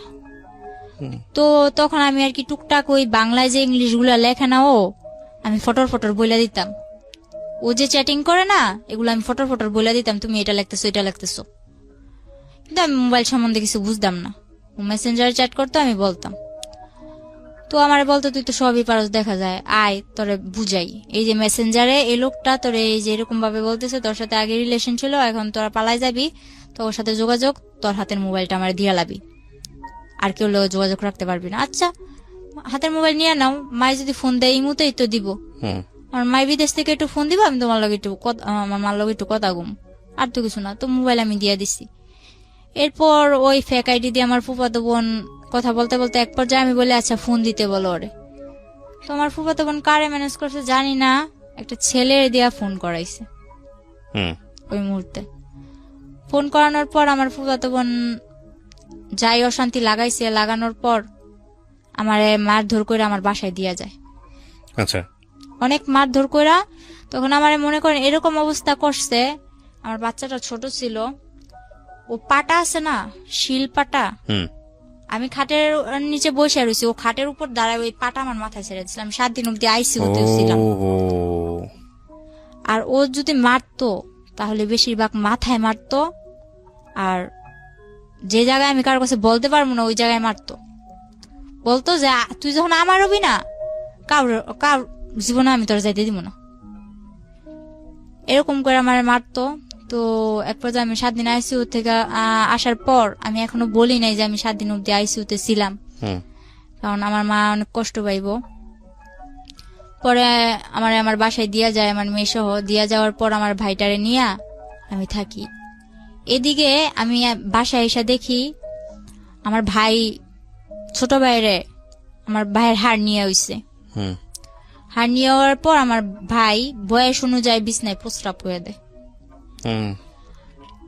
আমার বাবা, যে বাবার সাথে আমার মার কোনো যোগাযোগ নাই, আমার ভাইয়ের এই রোগটার জন্য প্রথমত আমার বড় খালারে টাকা দিছে 40,000 ওর চিকিৎসা করতে। বড় খালাই করে নাই, মেজু খালাও ছিল, ও ওনাদের বাসায় গেলে ভালো মন্দ কিছু খাওয়াই দিত আমার ভাইটারে, ব্যাস এতটুকু। আর ছোট খালারে বিয়া দিছে, ছোট খালায় তেমন একটা আমাকে করে না। বড় মামার বউ আইছে, বড় মামাই তো বউর কথায় উঠে আর বসে। নানার কাছে ও টাকা দিছে, নানাও চিকিৎসা করে নাই। শেষে না পাইরা আব্বুরে মায় কল দিছে, নাম্বার জোগাড় কইরা কল দিয়ে বলতেছে যে আমার ছেলে অসুস্থ, আমার ছেলের চিকিৎসা করো। আব্বুরেও টাকা দিছে মায়, মোটা অঙ্কের টাকা দিছে সবাইরেই, কিন্তু কেউ চিকিৎসাটা করে নাই। আমি যখন চলে আসি, চলে আসার পর আমার মা আমার হাতে কিন্তু টাকা দেয় নাই। ওই মাসে যা লাগবো, ওই বললাম না যে আমার একটা মামা মেম্বার ছিল, ওনার কাছ থেকে মাসে 2-1 হাজার টাকা আনতাম, মনে করেন মোবাইল খরচ, তারপর হইলো যাইয়া এভাবে কিছু টুকটাক খাইতে মন চাইলে এসবের জন্য। আর বাজার যা করা লাগতো বাজারে ফোন দিয়ে কয়ে দিতাম যে রসুন মোম্বার এগুলা পাঠাইতে কইছে, ওনারা পাঠাই দিত। মাঝে মাঝে আমি যাইয়া নিয়ে আসতাম। তো এর মধ্যে আমার বাড়িতে একটা উঠলো কি যে এই মেয়ে কেন এই বাড়িতে থাকবে, ও তো ভাইগা চলে গেছে। তো আমি যা করি ওই মেম্বরে জানাই করি, মেম্বরের কথা ছাড়া আমি উঠি বসি না। কিন্তু গ্রামের মানুষ আমার নামে আজে বাজে কথা বলা শুরু করলো। তো আমার ওই যে বললাম না এর আগে আমার একটা রোগ হয়েছে, ওই রোগটা আবার দেখা দিচ্ছে। আমার বাবু হওয়ার 1 বছর পর আবার দেখা দিল।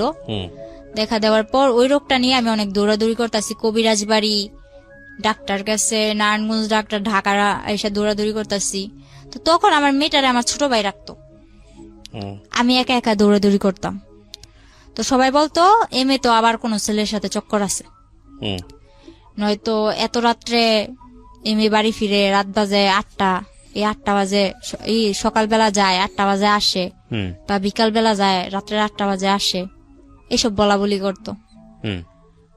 তো আমি বলতাম যে আমি এক জায়গায় গেছি, ওই জায়গায় আমার দেরি হইতেই পারে, ডাক্তারের বিষয়, সিরিয়াল আছে, কত কিছু আছে, বা রাস্তায় জ্যাম ট্যাম থাকে, দেরি হইতেই পারে। তো আমি যে সময় যদি দেরিও হইতো ওই মামারে জানাই দিতাম যে মামা আমার আসতে দেরি হইব, বা মামা আমি আইসা বসছি। তো ওই মামা সবকিছু ওদিক দিয়ে ঠিকই আছে, মামা বাগনির দিক দিয়ে ঠিকই আছি, মেম্বরে আর আমি ঠিকই আছি। আর আমার মা যে কোনো সমস্যাও আমার মা আমার ওই মেম্বার মামার লগে শেয়ার করতো। পরে আমার মামা সবকিছু জানতো, কিন্তু এদিক দিয়ে আমার বাড়িতে এরকম আমার নিয়ে অনেক বড় একটা ঝগড়া হয় যে আমি অন্য ছেলে নিয়ে ঘুরতে যাই, হুম, আমার মেয়েরে আমার ছোট ভাইয়ের কাছে রাইখা, আমার ভাই অসুস্থ আমার ভাইয়ের কাছে রাইখা যায়। হুম, তো এক পর্যায়ে আমি বললাম যে মা, আশা করি তো আমার ভাইয়ের তো অনেক অসুস্থ, ওর তো অপারেশন করা লাগবে। হুম, আমি মারে না জানাই আমার ভাইয়ের এক্সরে করাই, রক্ত পরীক্ষা যা লাগে করাইছি। করানোর পর মারে বললাম, মা আবার ওই মামারে মা বলল যে ওর হাতে টাকা দিস না, কিন্তু কোন জায়গায় অপারেশন করব ওই জায়গায় তুই টাকা দিবি। হুম, তো আমার হাতে টাকা দিতে না করলো। পরে আচ্ছা ঠিক আছে, আমার হাতে টাকা দিত না। পরে আমার গাড়ি ভাড়া দিয়ে যে যামু ওই টাকাটাও আমার কাছে নাই। পরে মানুষের থেকে ডাক্তার করে নিয়ে গেলাম। যাওয়ার পরে ওদিকে যাইয়া ভাইয়ের অপারেশনটা করাইলাম। তখন একটা আল্লাহর বান্দা, শুধু আমার বড় খালা গেছে, যার আমার মা 40,000 টাকা দিছিল শুধুমাত্র আমার ভাইয়ের অপারেশনের জন্য। ওই ব্যক্তি ওখানে যাইয়া আমার ভাইয়ের মনে করেন অজ্ঞান কইরা ডাক্তার, আমার ভাই তো তখন আর কি একটু হ্যাংলা ট্যাংলা টাইপের ছিল, ওর ইনজেকশন দিয়া ডাক্তার বের হয়ে বসে আমি অপারেশন করতে পারবো না। হুম, ধরতে গেলে আমার ভাইয়ের মরার অবস্থা, আমার খালায় উপরে ঘুমায়। আর আমার ভাইয়ের জন্য যে 500 টাকা ধার করে নিয়েছিলাম, ওর তো হার্নিয়া হয়েছিল, লুঙ্গি লাগবে অপারেশন করতে। লুঙ্গি কিনছে ঠিকই, 100 টাকা দা লুঙ্গি কিনছে ঠিকই ফুটপাত থেকে। বাকি যা টাকা ছিল উনি ওনার নাতনি, বড় মেয়ের যে নাতনি আছে ওই নাতনিদের জন্য জামা কিনছে। সামনে কি হইব ওইটা আর ভাবে নাই। তো আয়সা ঘুমাইতেছে, তো আমি যাই বলতেছি, খালা খালা অপারেশন তো বন্ধ করে দিছে, আমার ভাই তো খারাপ অবস্থা, আমার ভাই তো মরে যাইব। আমার মেয়েটা আমার কোলে আছে, হুম, এই মেয়ে নিয়ে আমি আমার ভাই নিয়ে দৌড়াদৌড়ি করতেছি। তো পরে মনে করেন আমার খালায় তেমন একটা পাত্তা দিল না। এক পর্যায়ে যাই হোক কষ্ট সিদ্ধে আমার ভাইয়ের অপারেশনটা হইলো। অপারেশনটা হওয়ার পর ভাইটা নিয়ে কিছুদিন পর আমার হাজবেন্ডের সাথে আমার যোগাযোগ হইলো। যোগাযোগ হওয়ার পর এর মাঝখানে আবার কি করছে, রাকিব নামে একটা ছেলে, আমাদের গ্রামের পাশের গ্রামের, ওই ছেলে বলতেছে তোর মেয়েও আছে জানি, সবই জানি, কিন্তু তোরে তো আমি ছোট থেকে চোখে চোখে রাখছি, কিন্তু তোর এখন বিয়ে হয়ে গেছে, তোর বিয়ে হোক বাচ্চা হোক যাই হোক আমি তোর নিয়ে যাবো, আমি তোর বিয়ে করুম, সবাইরে জানাই বিয়ে করুম, এসব বলতো। আর ওর বোন আমার বান্ধবী ছিল নাকি, ও বলছে যে আমার বোন তোর বান্ধবী ছিল, তুই নাকি ছোট থেকেই বলতি যে আমার স্মৃতি পাটি, আমার বিয়ের সময় স্মৃতি পাটি, তারপর এলো না কেন লোকে সব দিয়ে বিয়ে, ওই এগরা বেগরা ও বলতেছে। পরে মনে করেন ওই ছেলে পাগলের মতো ছিল, ওই ছেলের মা হাতে পায়ে ধরা কান্নাকাটি, এইসব না মাথায় না নিয়ে যখন ফারুক আবার আমার সাথে যোগাযোগ করা শুরু করলো, তখন আমি আবার ফারুকের বললাম আচ্ছা ঠিক আছে তুমি আইসা আমায় নিয়ে যাও। হুম, তো আমার ভাইয়ের অপারেশন হয়েছে কিছুদিন হইলো। আমার বাড়ির মানুষও মনে করেন আমি কোনোখানে গেলে এরকম বাজে বাজে কথা বলে, তো চারিদিক দিয়ে মনে করেন আমি একটা অশান্তির মধ্যে ছিলাম। তো আমি বললাম যে বাপের বাড়ির ইয়ের থেকে ওই শ্বশুর বাড়ির জ্বালাই বালা, এটা কইয়া মনে করেন এর মধ্যে আমার বাপেও আইছে, আমার বাপেও আইয়া মনে করেন আমার লগে বাজে বাজে ব্যবহার করে। তো মারে কইলাম তুমি ফোন দিয়া আব্বুরে আনছো কে, আব্বু তো এরকম বাজে বাজে ব্যবহার করে। তো মায়ে বলতেছে কষ্ট করে চল, আর একটা বছর পর তো আমি আইয়েই পড়বো। পরে আমি ফারুকরে খবর দিলাম, ফারুক এসে আমার নিয়ে গেল। নিয়ে যাওয়ার পর আমার অপারেশনের ভাই 2 মাসও হয় নাই, নিয়ে গেলাম ওখানে যাই, আমার ভাইয়ের ওষুধও বন্ধ। ওই যে আমার স্কুলে ভর্তি করেছিল ওটা, তখন আবার আমি বললাম যে আমি শুরু করি, মোটামুটি শুরু করতেছি। তখন আমার ভাই ছোট, আমার ভাই তো অপারেশনের মানুষ, একটু একটু কিছু খাইতেই চায়। তখন আমি আলাদা করে চলে গেলাম, আমার সংসারে আমি চলে গেলাম। তখন অনেক একটা ভালো দিক ছিল আমার, মনে করেন 3টা মাস আমি যেমন জান্নাতের মধ্যে ছিলাম এরকম আমার মনে হয়েছে। আমার স্বামী, সংসার, ভাই, আমার মেয়ে নিয়া আমি অনেক ভালো একটা দিক ছিল। ফারুক পরে 3 মাস পর কি হইলো, ওর মা ওরে কি বুদ্ধি দিছে জানি না, 3 মাস পর ও হঠাৎ একদিন রাত্রে আমার ভাই বলতেছে যে আপু তোমার ঘরে কারেন্ট গেছে, গরম লাগতেছে, আমি তোমার শ্বশুর ঘরে যাই শুই। তো গেল আমার ভাইয়ের, আবার আমি ওখানে নিয়ে মাদ্রাসায় ভর্তি করে দিছি। হুম, তো ওর পড়ালেখা নিয়ে ওই ব্যস্ত। তারপর আমি আর কি বই নিয়ে বসছি, হুম, আমার শ্বশুর আসছে এর মধ্যে, বলতেছে কি রে পড়স, বলতেছে হ্যাঁ পড়ি। পরে বলতেছে আচ্ছা ঠিক আছে পর আমি কি বসে থাকবো? আমি কই না। কয় ফারুক কে আইছে? আমি কই না আসে নাই। পরে আমার শ্বশুরের ফোন দিয়ে বলে তুই কই? বলে আমার আসতে দেরি হইব, তোমরা যাই ঘুমাই পড়ো। তো আমি না খাইয়া বসে আছি, ও আসবো আমি খাম। আমার মেরে ঘুম পাড়াইছি। রাত্রে 12টা বাজে ও একটা মেরে নিয়ে এসে দাঁড়ায়। পরে আমি এত কিছু মাথায় নেই আসতেই তো পারে, তো এটা যে কে আমার ধারণা ছিল না। আনলাম ঘরে, আমি চিল্লাচিল্লি করতেছি এত দেরি করে আইসো। তারপর হঠাৎ করে খেয়াল করলাম যে উনি কে। বলে যে এটা তোমার আপা হয়, ওটা আমার আপা হয়। পরে যখন বললাম, তারপর বললাম যে আপা হয় তো ভিতরে আসেন। আসলো তো ওরে আমি বললাম যে হাত মুখ দিয়া খাওয়ার জন্য আসো। তো হাত মুখ দিয়ে গেল, মেয়েটা মাঝের দরজায় খাড়ায় আছে, নড়েও না চড়েও না, এক টিপে দাঁড়ায় আছে। তো আমি বলতেছি যে আপারে ডাক দাও, তুমি খাইবা, উনি কি চেয়া থাকবো নি? তারপর ওই মেয়েটা বললো না আমি খাইছি। ফারুক কি করলো, আমার সামনে ভাতগুলা নিয়া সবসময় ওই 3 মাস ও খাইয়া তারপর আমার খাওয়াই দিত। ওই দিন কি করলো, ও ভাত নিয়ে নাড়তেছে। তো আমি বলতেছি তুমি খাইবা কোন সময়? আমি এইবা খামু কোন সময়? এতক্ষণ ধরে বসে আছে, আমার খিদা লাগছে, তাড়াতাড়ি করো।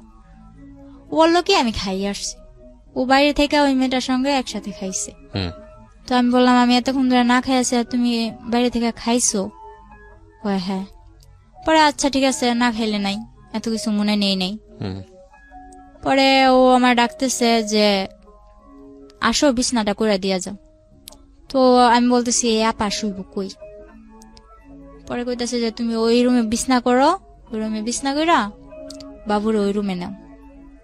তো যে ওয়াল ক্লাকটা ছিল ওইটা আমার বাবুরে ও কোলে নিয়ে ওয়াল ক্লাকটা টান্দা নিয়া বলতেছে ওই রুমে। আচ্ছা ওই রুমে বিছনা করলাম। তো আমি ভাবছি ওই রুমে ও আমার সাথে শুইব, আফুটা একা এদিকে শুইব। পরে ও কি করলো, ও খাটের মধ্যে বসে আছে। আফুরে বললো যে তুমি শুয়ে পড়ো। তো আপু ওর পাশ দিয়া যাইয়া খাটের মধ্যে শুয়ে পড়লো। ও বসে আছে, ও নড়ে না। পরে আমি বললাম কি ব্যাপার, তুমি আসো না? ও আসে না। তখন আমার মনে কিছু একটা বাড়ি খেলো।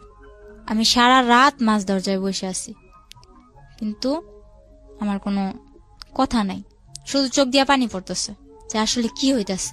পরে সকালবেলা আমার শাশুড়ির খবর দিলাম। খবর দেওয়ার পর আমার শাশুড়িও কিছু করলো না। 3 দিন মেয়েটা আমাদের বাড়িতেই থাকলো। কিন্তু আমার ভাইরে এক বিন্দু বুঝতে দেয় নাই যে ফারুক ওরা আনছে কি ভালো মন্দ। আমার ভাইরে এতটুকু বুঝতে দেয় না, যার জন্য আজও পর্যন্ত আমার ভাই বলতে পারে না এসব কিছুই হয়নি। পরের দিন যখন ওর মার সাথে আমি বললাম যে এরকম এরকম করে আনতেই পারে, ভালো কথা, বিয়ে করছে ভালো কথা। আমি কিন্তু বিয়ের কথাটা তুলি নাই। আমি যখন বলছি এই মেয়েটাকে ও আনছে খালাতো বোন বইলা, তো খালাতো বোন ভালো কথা, তো এক বিছানায় থাকে কি কইরা? কয় তুই ছোট মানুষ, এসব বুঝবি না।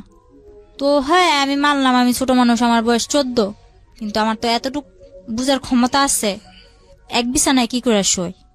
তো পরে আমার বললো কি যে হ্যাঁ বিয়ে করছে, আনছে, তো তোর কি? এটা আপনাকে কি বলেছে আপনার শাশুড়ি? শাশুড়ি বলতেছে।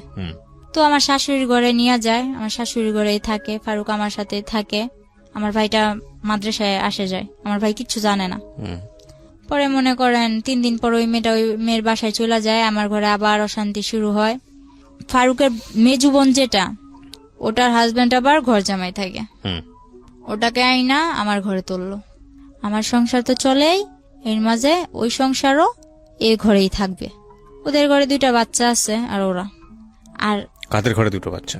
ওই আমার ননাসের ঘরে, ওরা এখানে থাকবে। তো এক পর্যায়ে আর কি আমি বিষয়টা মাইনা নিতে পারি না। আমি অনেক চিল্লাচিল্লি করার পরে ওরে বলি যে আমি এগুলা পারবো না। আপনার বিয়ে হয়েছে 12 বছর বয়সে, আপনার কথা যদি ঠিক থেকে থাকে, তখন আপনার বয়স 14 বছর, আপনার তখন একটা বাচ্চা হয়ে গেছে। বাচ্চার বয়স তখন কত, 1 বছর বা 2 বছর? হ্যাঁ 1 বছর। 1 বছর। আর আলটিমেটলি হচ্ছে এই সময়ে আপনার হাজবেন্ড আরেকটা বিয়ে করেছে। ওকে। পরে ওরে আমি বলার পর আমি বলতেছি আমি থাকবো না তোর সাথে। আপনার মা কোথায় তখন? তখন আমার মা বিদেশ। তখনও বিদেশ? আচ্ছা। তখন আমার যখন অনেক মারধর করে আর কি, পরে এক পর্যায়ে আমার অনেক মারে আর কি। ও বলতেছে তোর পাগল বানাই দিম, তোর পাগল বানায় ছেড়ে দিম। তারপর আমি কি করলাম, মাইর খাইয়া সকালবেলা উঠা ওরে আমি বললাম তুমি আমার এরকম করে মারতে পারলা, আমি তো তোমার কাছে ইচ্ছা করে আসি নাই। এর মধ্যে ও সবাইরে জানাইছে কি, আমার বাড়ির লোক, ওর বাড়ির লোক সবাইরে জানাইছে আমাদের মধ্যে কোনো একটা সম্পর্ক ছিল, আমরা প্রেম করে বিয়ে করছি, এই আমি ওর কাছে ওই চট্টগ্রাম গেছি, কিন্তু ও আমারে আনে নাই। হুম। ও জানাইছে এরকম। যাতে করে আপনি আর ফ্যামিলিতে ব্যাক করতে না পারেন। হ্যাঁ, ও এরকম জানাইছে যে আমি চট্টগ্রাম গেছি ইচ্ছা কইরা, স্বইচ্ছায়। ও আমারে নেয় নাই। হুম। আমার ফ্যামিলিতেও এটা বুঝাইছে, ওর ফ্যামিলিতেও এটা বুঝাইছে। তো আমি যখন ওর ভাত খামু, ওর সংসার করমু, আমার ভিতরে এত কিছু ছিল না যে হ্যাঁ আমি ওর কথাটা দুই করমু। আচ্ছা ঠিক আছে, ও যা বলছে এটাই সত্যি, আমার সত্যি মিথ্যার প্রয়োজন নেই। এটা ভাইবা আমি ওর আর কিছু বলি নাই। আমার বাড়ির যাই হোক, লোকেরা, তারপরে কি হলো, আপনার কি করলেন আপনি? হ্যাঁ পরে মনে করলেন আমার বাড়ির লোকেরা সত্যি কিছু বলি নাই। হুম। ও আমার অনেক মারার পর আমি যাই কেস করি একটা। কেস করলেন? আমি জানি না, ওইদিকে রাস্তাঘাটও চিনি না। মাইর খাইয়া সকালবেলা আমার ভাইটার আর আমার মেয়েটারে না খাওয়া অবস্থায়, এর মধ্যে এই মারামারির মধ্যে ও আমার 1 মাস না খাওয়ায় রাখছে। হ্যাঁ, তো আপনি 1 মাস তো আর না খেয়ে থাকতে পারেন না, মানে খাওয়া দাওয়ার কোনো রুটিন ছিল না আসলে? রুটিন বলতে কি, ও আমার টোটালি কোনো কিছু খাইতেই দেয় নাই।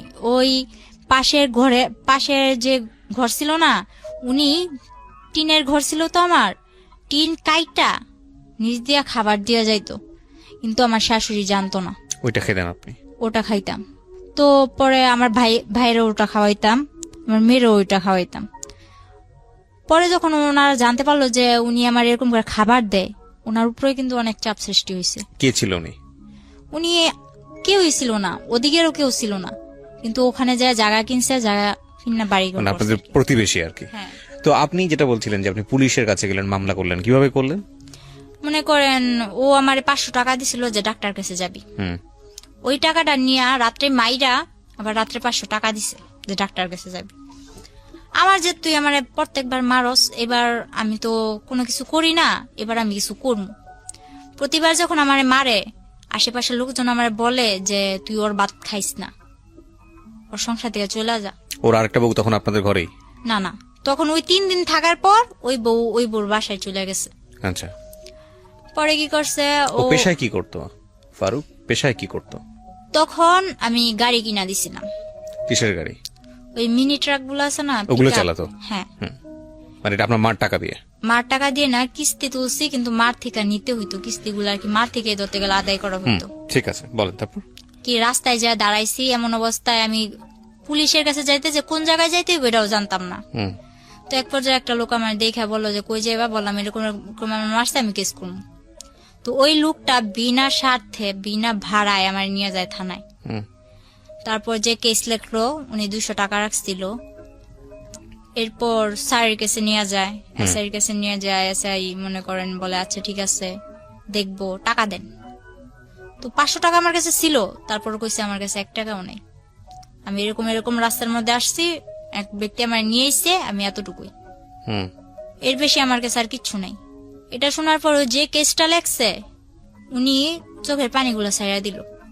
এরপর মনে করেন আমি বললাম আপনি আমার কেস যদি নেন, যদি মায়া লাগে, যদি আপনার মেয়ে থাইকা থাকে তো নেন, আর যদি না নেন তাহলে কিছু করার নেই, আমি চলে যাই। এটা বললে আমি চলে আসি। চলে আসার পর ওনার নাম্বারটা নিয়ে আসি, এসআই স্যারের নাম্বারটা আমি নিয়ে আসি। পরে আসার সময় ওই যে কেস লেখছে, উনি এবার আমার 1 কাপ চা খাওয়াইলো আর 100 টাকা দিয়া বললো গাড়ি ভাড়া দিয়া চলে যাবে। তো গাড়ি ভাড়া দিয়া আসার সময় ফারুক আবার আমার দেখছে যে আমি থানার দিক থেকে আসতেছি, ও গাড়ি চালাইতেছে। পরে মনে করেন ও থানার থেকে ওদিকে গেছে, থানার ওদিকে গেছে, ও কিছু জানতে পারে নাই যে আমি গেছি কি ভালো মন্দ। বাসায় এসে আমার জিজ্ঞেস করছে কই গেছিলি, কাজিরহাট। আমি কই কাজিরহাট আমি ডাক্তার কাছে গেছিলাম। কই কাজিরহাট তো কোনো ডাক্তারের দোকান নাই। তো আমি বলতেছি একজন বলছিল আছে, তো গেছিলাম পাইনি, আগে একটা বানাই টানাই বলে দিচ্ছি। পরে আমার তো আর মার সাথে ফোন করতে দেয় না। যাই হোক, এক ভাবির মোবাইল দিয়া ফোন করি, অনেক কষ্টে ফোন করি। ফোন করে বললাম মা আমি তো একটা কাজ করে ফেলছি, আমার এমন এমন মারছে, তোমার এতদিন জানাই না। ওর কাছে আমি যতই মাইর খাইছি, আমি কিন্তু আমার মারে জানাই নাই। ঠিক আছে। পরে মনে করেন মারে জানানোর পর মায়ে কয় তুই এটা কি করছস, তুই কেস কেন করছস, তুই এটা ভুল করছস। মারে বললাম আমার মারছে, ওইটা কি ভুল না? এটা বলার পর মা মনে করেন আর কিছু ভাবলো না, মা টিকিট কাটলো, বাংলাদেশে চলে আসবো। মা ডাইরেক্ট আমার শ্বশুর বাড়ি আসে কেস করার 1 সপ্তাহ পর। এর মধ্যে আমার মারধরও করছে, আমি হসপিটালও আমার নিয়ে যাওয়া হয়েছে, যারা হসপিটাল নিচ্ছে তারাও মাইর খেয়েছে আমার জন্য। হুম এরকম ভাবে মারতো, আর যতবার মারতো ওই আমার বাবা যেমন আমার সামনে রেখে আমার মারে মারতো না, ওরকম আমার মেয়েটারে আর আমার ভাইটারে সামনে রেখে আমারে মারতো। হুম হুম হুম, হুম। তো হয়তো বা ওই সময়টায় আমার ভাইটারে নিয়ে গেছিলাম দেখে আমি জীবিত আছি আজ পর্যন্ত। যতবার মারছে আমার মাইরা ফেলার চেষ্টা করছে ততবার আমার ভাইটা সামনে যায় দাঁড়াইছে আর কি। হুম পরে ওরে কি করব, ওরা আর কিছু করার নাই। মায় গেল, মায় যাওয়ার পর মায় অনেক টাকা পয়সা ভাঙলো কেসের মধ্যে। আমরা যদি 5,000 খাওয়াই ওরা 10,000 খাওয়ায়, ওরা যদি 10,000 খাওয়ায় আমরা 20,000 খাওয়াই। এরকম করতে করতে এক পর্যায়ে কেসটা কিভাবে ওরা নামাই নিয়ে এসে বসছে হুম টাকা দিয়ে। তো কি করছে, মা বলতেছে 3 দিন পর মা বলতেছে কয় আমি বাসায় চলে যাই, আমারও তো ঘর দুয়ার যায় ঝাড়তে লাগবো। এতদিন পর 3-4 বছর 2 বছর ধরে ঘরটা এরকম ভাবে পড়ে আছে, তুই আয়। হুম। তো আমি বলি মা আমি তো আসার পর মাত্র 27 মাস ধরে এদিকে আসা কেসটা হয়েছে। কি হলো? তারপর কেসটা কি হলো নাকি কেসটা হলো না? কেসটা আর হয় নাই, ওরা টাকা দিয়া সব মীমাংসা করে একদম মাটি, হুম পুরা ঠান্ডা, কোনো কথা নাই।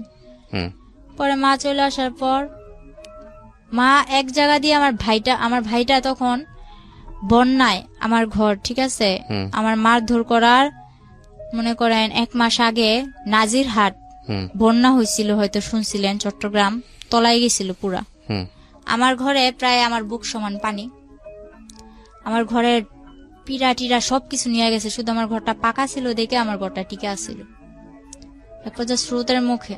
হুম।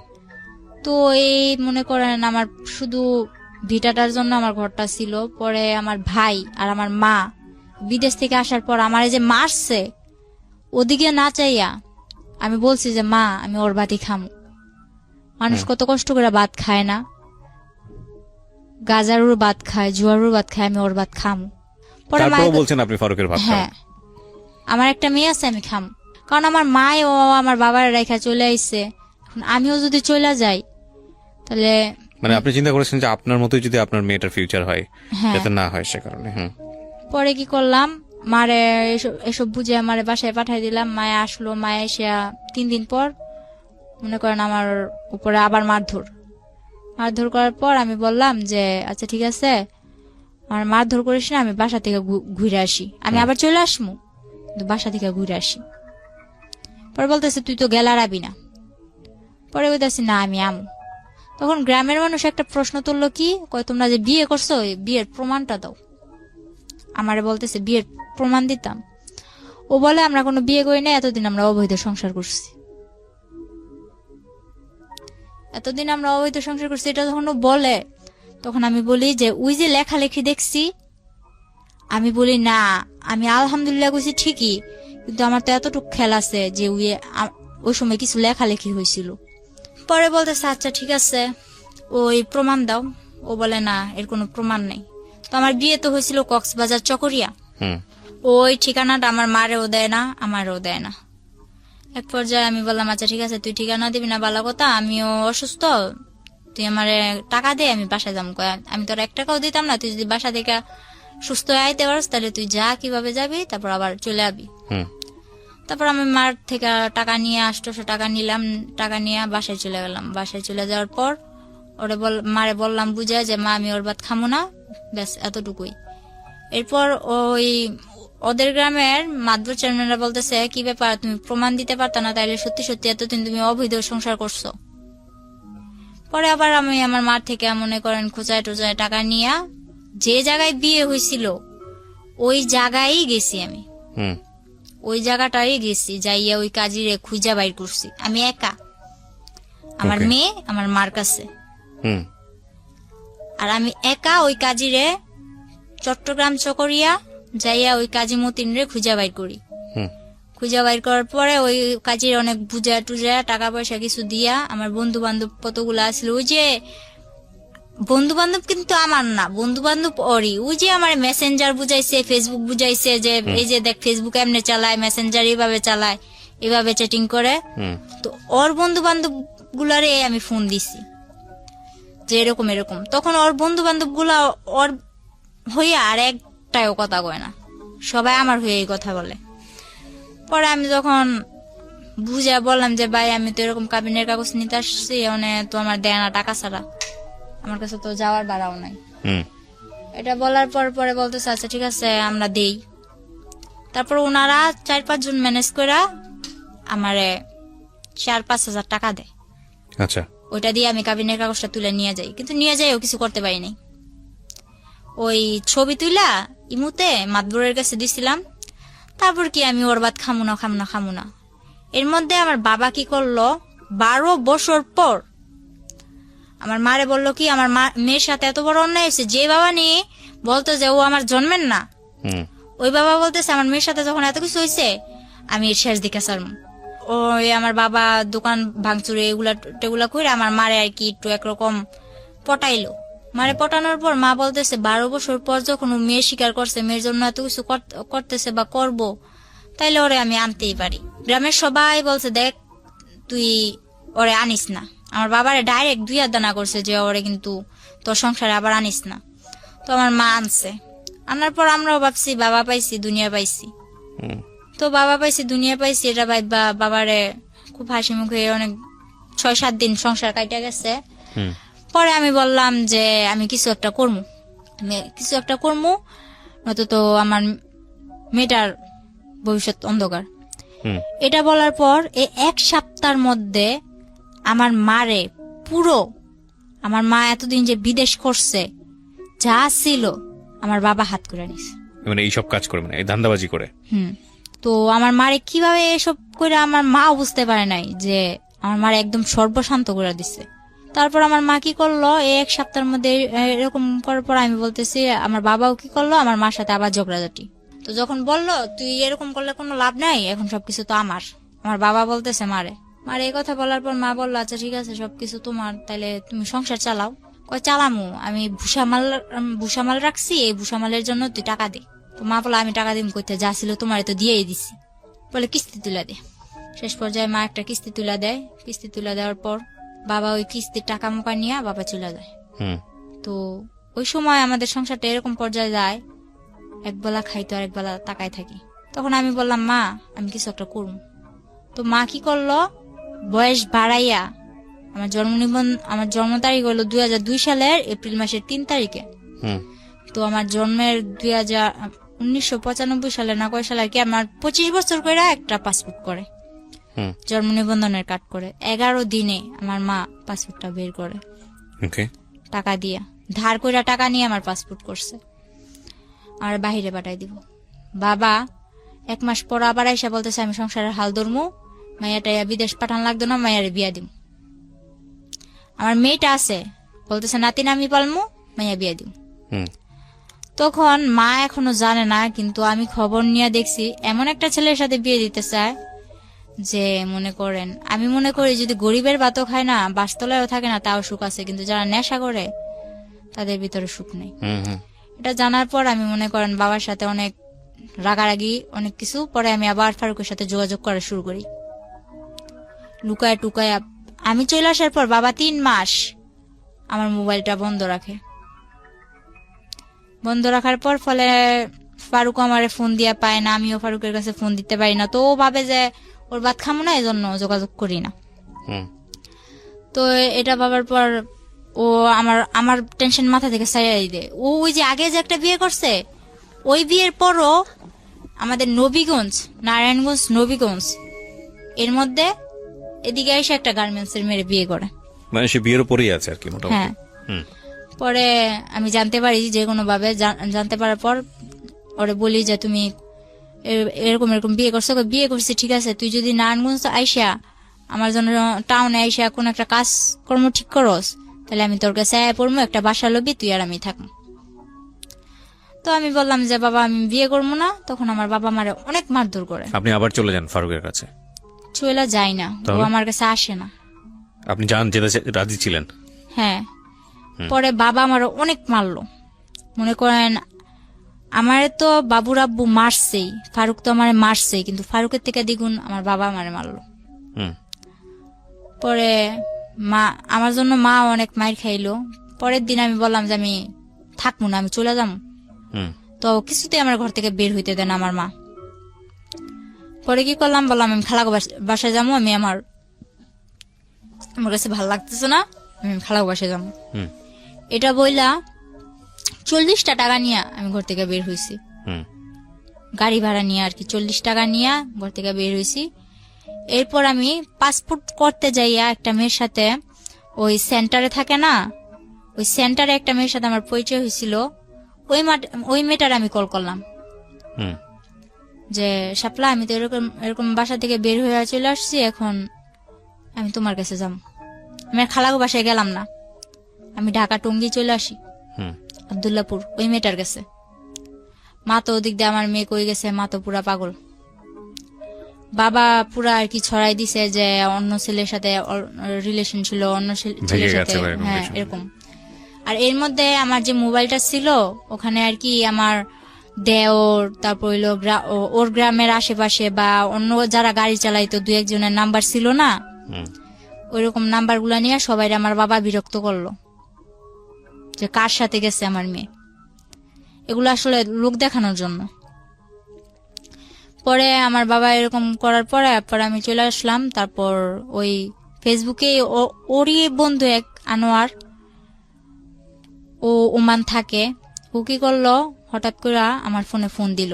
তখন আমি ওই শাপলার কাছে, যে মেয়েটার সাথে আমার পরিচয় হয়েছিল, ওই মেয়েটার কাছে, শাপলার কাছে। পরে কি করলাম, ওই শাপলার কাছে যাওয়ার পর আমি ওই আনোয়ার কল দিছে আমারে।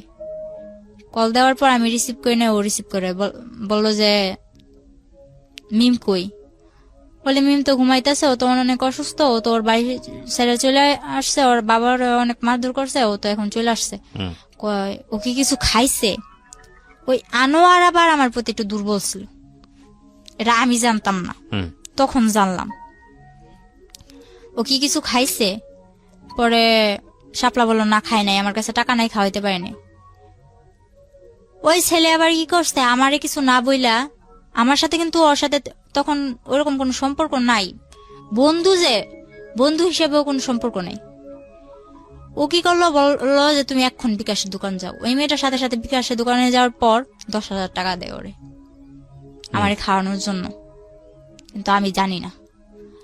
পরে ওই মেয়েটা আমার নিয়ে আমার বলে না, আমার ফোনে আর ফোন দেয় না, ওই শাপলার নাম্বার নিয়ে শাপলার সাথে যোগাযোগ করে আমি কেমন আছি, ভালো আছি কিনা শাপলারে জিজ্ঞেস করে, তো আমারে জিজ্ঞেস করে না। পরে শাপলা আমার খাওয়াইতেছে দাওয়াইতেছে খুব ভালো। এর মধ্যে আরেকটা ছেলে, ওর নামটা আমি ভাঙতে চাইতেছি না, ওই ছেলেটাই মেসেঞ্জার আমারে বলে, ওই ছেলেটার সাথে আমার অনেকদিন ধরে যোগাযোগ, আমার মেয়ে আছে, আমার কিভাবে সংসার ফেলায় আমি আসছি, আমার বাবা আমারে মারধর করে, টোটালি সব জানে ফেসবুকে। হ্যাঁ, ওই মেসেঞ্জারে কতগুলো গ্রুপ থাকে না, ওই গ্রুপ থেকে সব জানে। সব জানার পর তারপর ও বললো কি, ওরে কিন্তু আমি প্রথম আঙ্কেল ডাকছিলাম, ওই ছেলেটারে প্রথমে আমি আঙ্কেল ডাকছিলাম। পরে ওই ছেলেটা বলে যে, আমি বলতেছি যে এক পর্যায়ে যখন আমি ওই টঙ্গী আব্দুল্লাপুরে চলে আসি, এরপর আস্তে আস্তে আমি ওই মেসেঞ্জারে কথা বলা শুরু করি, ফারুকের সাথেও আর ওর বন্ধু বান্ধবের সাথেও, আর আমার কিছু বন্ধু বান্ধব আছে ওদের সাথেও। এরকম করতে করতে অনেক বন্ধু বান্ধব হয়ে গেল। তো ওই ছেলেটা বলতেছে যে তখন আমার ফেসবুকে সবাই বাবলি নামে চিনত, তো যেখানে মারিয়া নামটা শোনে ওইখানে আমার হাজবেন্ড ফারুক আমার ভাইরাল করে, ওই অন্য মাইশের বডিতে আমার ফেস টেস লাগায় ভাইরাল টাইরাল করে, অপমান করে। তো আমার এক ফ্রেন্ড আমারে মিম আক্তার নামে একটা আইডি খুলে দিল। তো মিম আক্তার নামে আইডি খুলে দেওয়ার পর তখন থেকে আমার মিম মিম বলে। যখন ওই ছেলের সাথে আমার পরিচয় হইলো, ওই ছেলের সাথে পরিচয় হওয়ার পরে আমি বলতেছি যে এরকম এরকম, আমার একদিন জিজ্ঞেস করতেছে যে তোমার সমস্যা কি, তুমি কারোর সাথে বেশি মিশো না কেন, আর তোমার দেখলে সবাই এত অপমান করে কেন। এটা যখন বলছে তখন আমি সবকিছু ওর কাছে ভেঙে বললাম। তখন ও আমারে বললো, কয় আমারও একটা বোন আছে, ও ইন্ডিয়া চলে গেছে, ওর নামও আমার নাম যেটা, ওর নামও এটা। তো এক পর্যায়ে বললো যে তুমি যদি আমাদের এখানে আসো তাহলে আমি কাজ ঠিক করে দিতে পারি তোমারে। তো আমি এতটুকু বিশ্বাস নিয়ে গেছিলাম, আর যাওয়ার আগে ও আমার এতটুকু ভরসা দিছিল যে ওর কাছে যাওয়ার পর আমার কোনো ক্ষতি হইব না, হুম আমার গায়ে একটা আঁচড়ও লাগবো না। যাওয়ার পর যেটা হইলো, কিছুদিন ভালো হয়েছিলাম, একটা বাসায় উঠলাম, তো ওই আনোয়ার এদিক দিয়ে আমার জন্য পাগল, শাপলারেও পাগল করে দিতেছে, ওইটাও আমি জানি না। আনোয়ারের মা আমারে ফোন দেয়, আনোয়ারের ভাবি আমারে ফোন দেয়, ফোন দিয়ে আর কি যা ইচ্ছা তাই। পরে মনে করেন ওই ছেলেটার ওখানে যাইয়া কিছুদিন ভালো হয়েছিলাম, একটা ফ্যামিলিতে যাই আমি উঠি, ওঠার পর ওই ছেলের সাথে মনে করেন ও আমার কাজ ঠিক করে দেয়, কাজ টাজ করি। পরে এক পর্যায়ে ও আমার কি করলো, আমার অনিচ্ছাকৃত ভাবে ও আমার পুরোটা যাই না, ও আমার সাথে জোর কইরা মনে করেন ফিজিক্যাল ভাবে আর কি এক পর্যায়ে হ্যারাসমেন্ট করা। হ্যাঁ, পরে এরকম করতে লাগলো, এরকম করতে করতে তিনবার আমার সাথে এরকম বাজে এরকম হয়েছে। হওয়ার আপনার পর বাচ্চাটা কোথায় তখন? তখন আমার মার কাছে। তো আপনি ছেলেটার কাছে কেন গেলেন? ওই ছেলেটার কাছে তো আমি যাই নাই, ওই যে আমি টঙ্গী চলে আসি, আমার বাচ্চা টাচ্চা বাবা মা সব ফালায় রেখা, হুম টঙ্গী থেকে ও আমারে বললো যে তুমি এদিকে আসলে, নারায়ণগঞ্জ আসলে। এটা যাওয়া ছেলেটার কাছে, বুঝতে হবে কোনটা ছেলের কাছে যাওয়া কোনটা ছেলেটার কাছে যাওয়া না, এটা বুঝতে হবে। না দেখেন, আপনি এখন বর্তমানে কি করছেন এটা একটু বলেন তো আমাকে। আমি বর্তমানে কিছু করতেছি না, বর্তমানে আপনার হাজবেন্ডের সাথে আপনার কোনো সম্পর্ক নাই, ফারুকের সঙ্গে কোনো সম্পর্ক নাই? না। আচ্ছা, আর এখন আপনার কিভাবে চলে? আপনার বাচ্চাটা কোথায় থাকে? আমার বাচ্চাটা আমার মার কাছে থাকে, হুম আমিও আমার মার কাছে আছি। আর আমি চলে যাওয়ার পর আমার বাবা বাসা থেকে তাড়ানোর পর এর এক সপ্তাহ পর আমার বাবা নিজেও চলে যায়। সেটা নাইবা জানলাম। আজকে এই ঘটনাটা পুরোটা শোনার সময় আমি যথেষ্ট ধৈর্য হারিয়েছি বিকজ অফ গল্প বলার স্টাইলে, কিন্তু আমার কাছে মনে হয়েছে বলার সুযোগ দেওয়া উচিত। যারা ধৈর্য ধরে শেষ পর্যন্ত